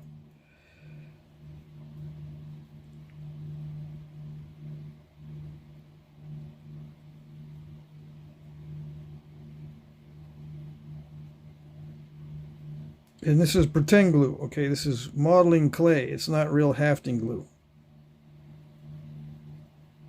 It's just for demonstration purposes. Okay, all right. I would put more glue up here because the transition needs to be smooth. And the more glue you use on obsidian, the better, because it doesn't stick that well to obsidian. So you need more glue on obsidian than normal. Got it? Good. All right, so let's put some sinew on this.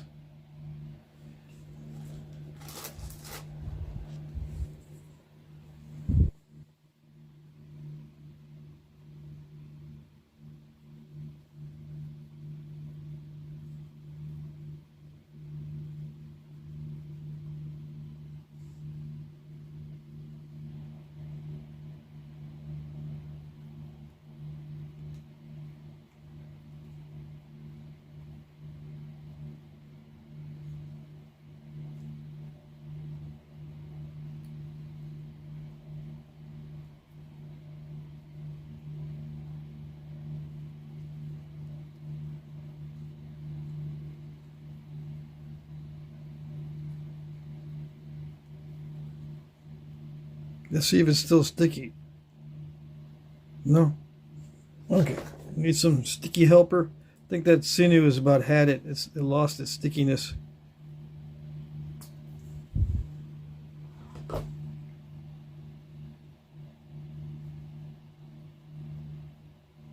Yeah. All right. Let's see. Wipe it on something.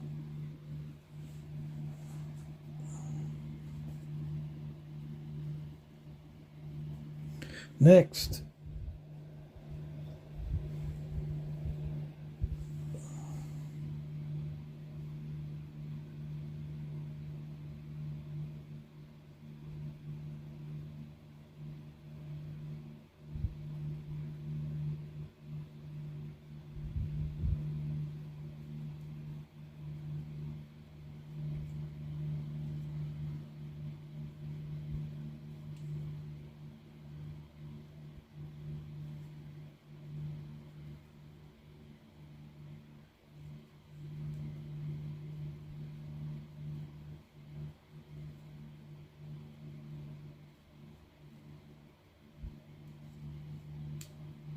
Yep, it cut it. Dang it. All right.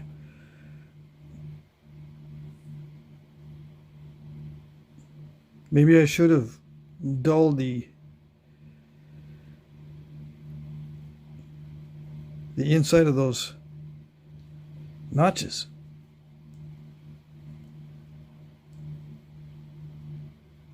Maybe.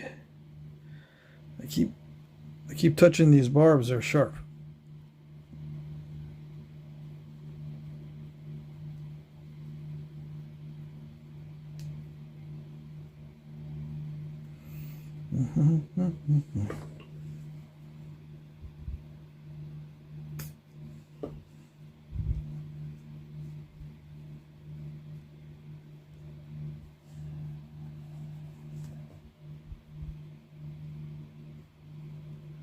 We're not done yet, don't worry.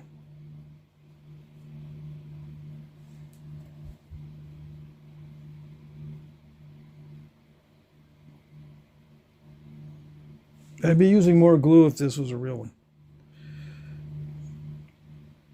Okay, so let's see, where do we need those wrappings? Yeah, it's too bulky. Let's try this.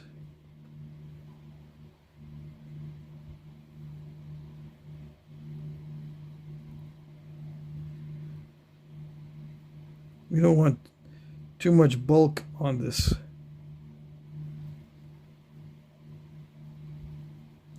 We need to hold it in firmly because it's obsidian. You know how it goes with obsidian.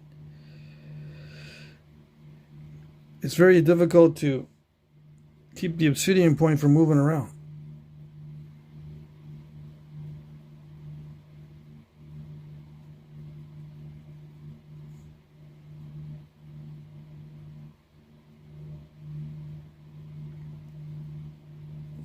So even though I'm not using real glue, I still want to show you what I do. Not real glue, but still show you what I do.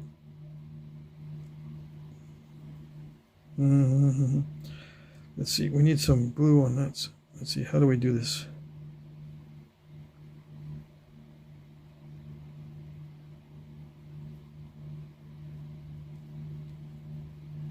Okay, there.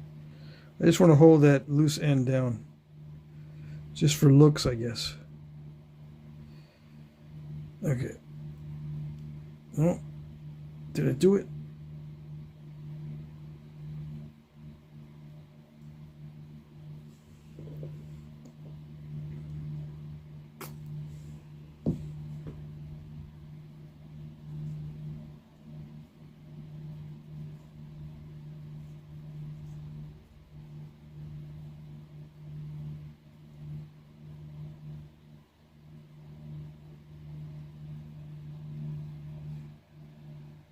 So I would have to, yeah, it's a lot of glue and a lot of sinew.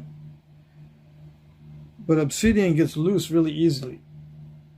So that's how I would do it. I would put a little bit extra wrapping on obsidian so it doesn't move at all. Okay. It's a little bit off.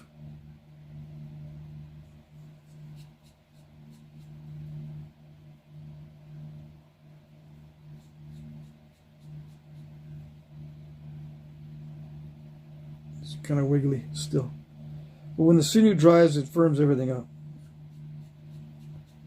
Yeah, that tip is nice and stationary now. Okay, so that's how I would do that. Lots of sinew to hold it in place so it won't move. And this top of this foreshaft is a little bit wider than normal, so there's some extra width here, which it's not bad. Okay, yeah, that's how I would do it. I'm going to throw this away since it's losing its stickiness. Okay, let's check the chat and say goodnight.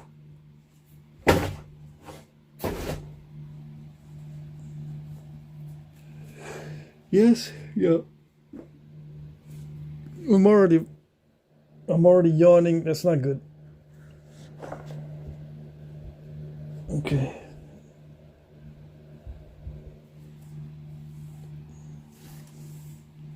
What do we got? What do we have in the chat?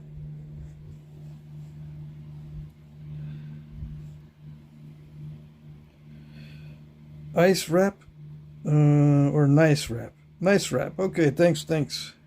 That one gremlin made a bow from a paper clip. What are you talking about? Some people claim to nap marbles. Yeah. Fantastic, tremendous, says Alan. Thank you. I made one too. Okay, let's see. Wood warps more than stone. Just a real world factor observation about foreshafts. Yeah.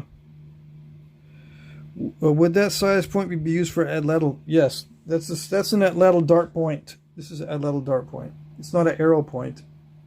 See, the arrow foreshafts are a lot skinnier. This is an arrow foreshaft. You can see what the difference is between an atlatl dart and an arrow. Okay? Just so you know. That's an arrow foreshaft with a tang, and that's an atlatl dart foreshaft with just a tapered shaft on the foreshaft. Let's see.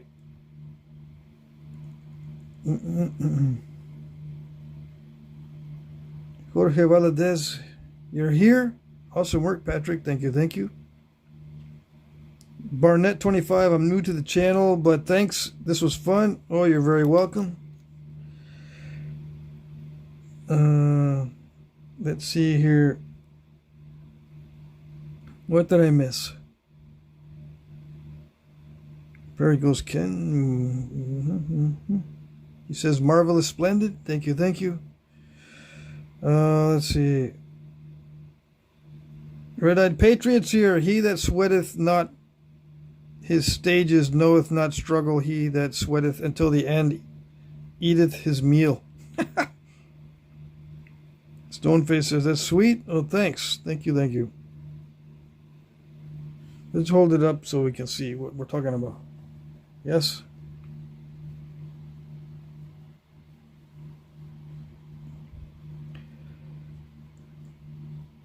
Yeah, that's a lot of wrapping, but oh well. I don't think I needed to wrap that much down there. It's up here it counts because, like I said, the obsidian, from experience, I know the obsidian gets loose really fast. All right. Rob Sefton, hey, Pat, the other day, me and girls were out for a walk a few blocks away. The city was reading an old alley. Off to the side, I found a chunk of very old brick mortar. It's good. It's a good abrader. Oh, okay. Cool. Let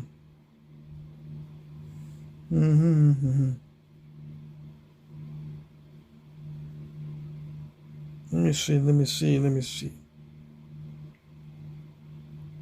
Rob Sefton says, hey, I've been wondering what's the highest number of videos have you made where you stopped because Murphy's Law happened during a napping session and had to start over? What's the highest number of videos you have made where you stopped because Murphy's Law happened during a napping session? It usually happens after about the third point. I can make 3 points without too much problem, but it's after that I start getting too tired, and then Murphy's Law catches up to me. But sometimes after 2 points, I just have to take a break. Well, probably most times I'll make 2 points, and then that's it. I'll take a break and come back and make a couple more, or maybe one more. Depends on how long it takes me to make the point. Sometimes they take me a long time, like 2 hours, and I'm only going to make 3 of those. I'm only going to make 3 of those in one day, if each one takes me 2 hours. Murphy's Law catches up pretty fast.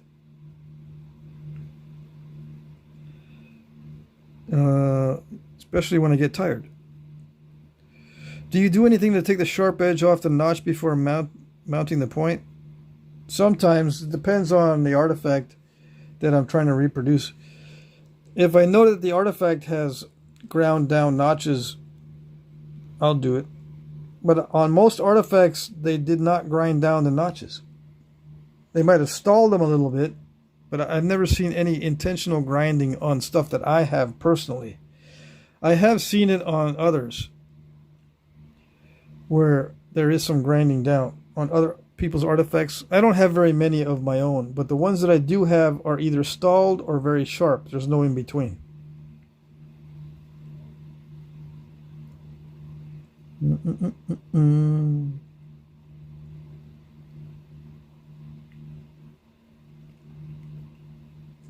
Okay, I think that's it for questions. Right? Yes? Rob says, I mean, where you've had to abandon the video and make a new video.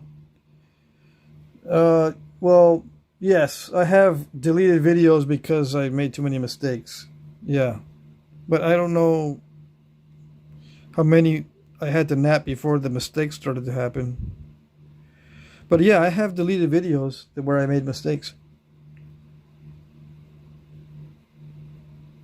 All right, I'm going to say goodnight. We're 2 hours and 19 minutes, so I thought we were at the 2 hour mark, but we're over. 20 minutes over. Or 19 minutes. Yeah. Okay, that's it. I'm gonna call it a night. I'll see you tomorrow night, same time, same place, same station. Okay? That's it. Thank you, everybody. We'll see you tomorrow. Take care. Bye-bye.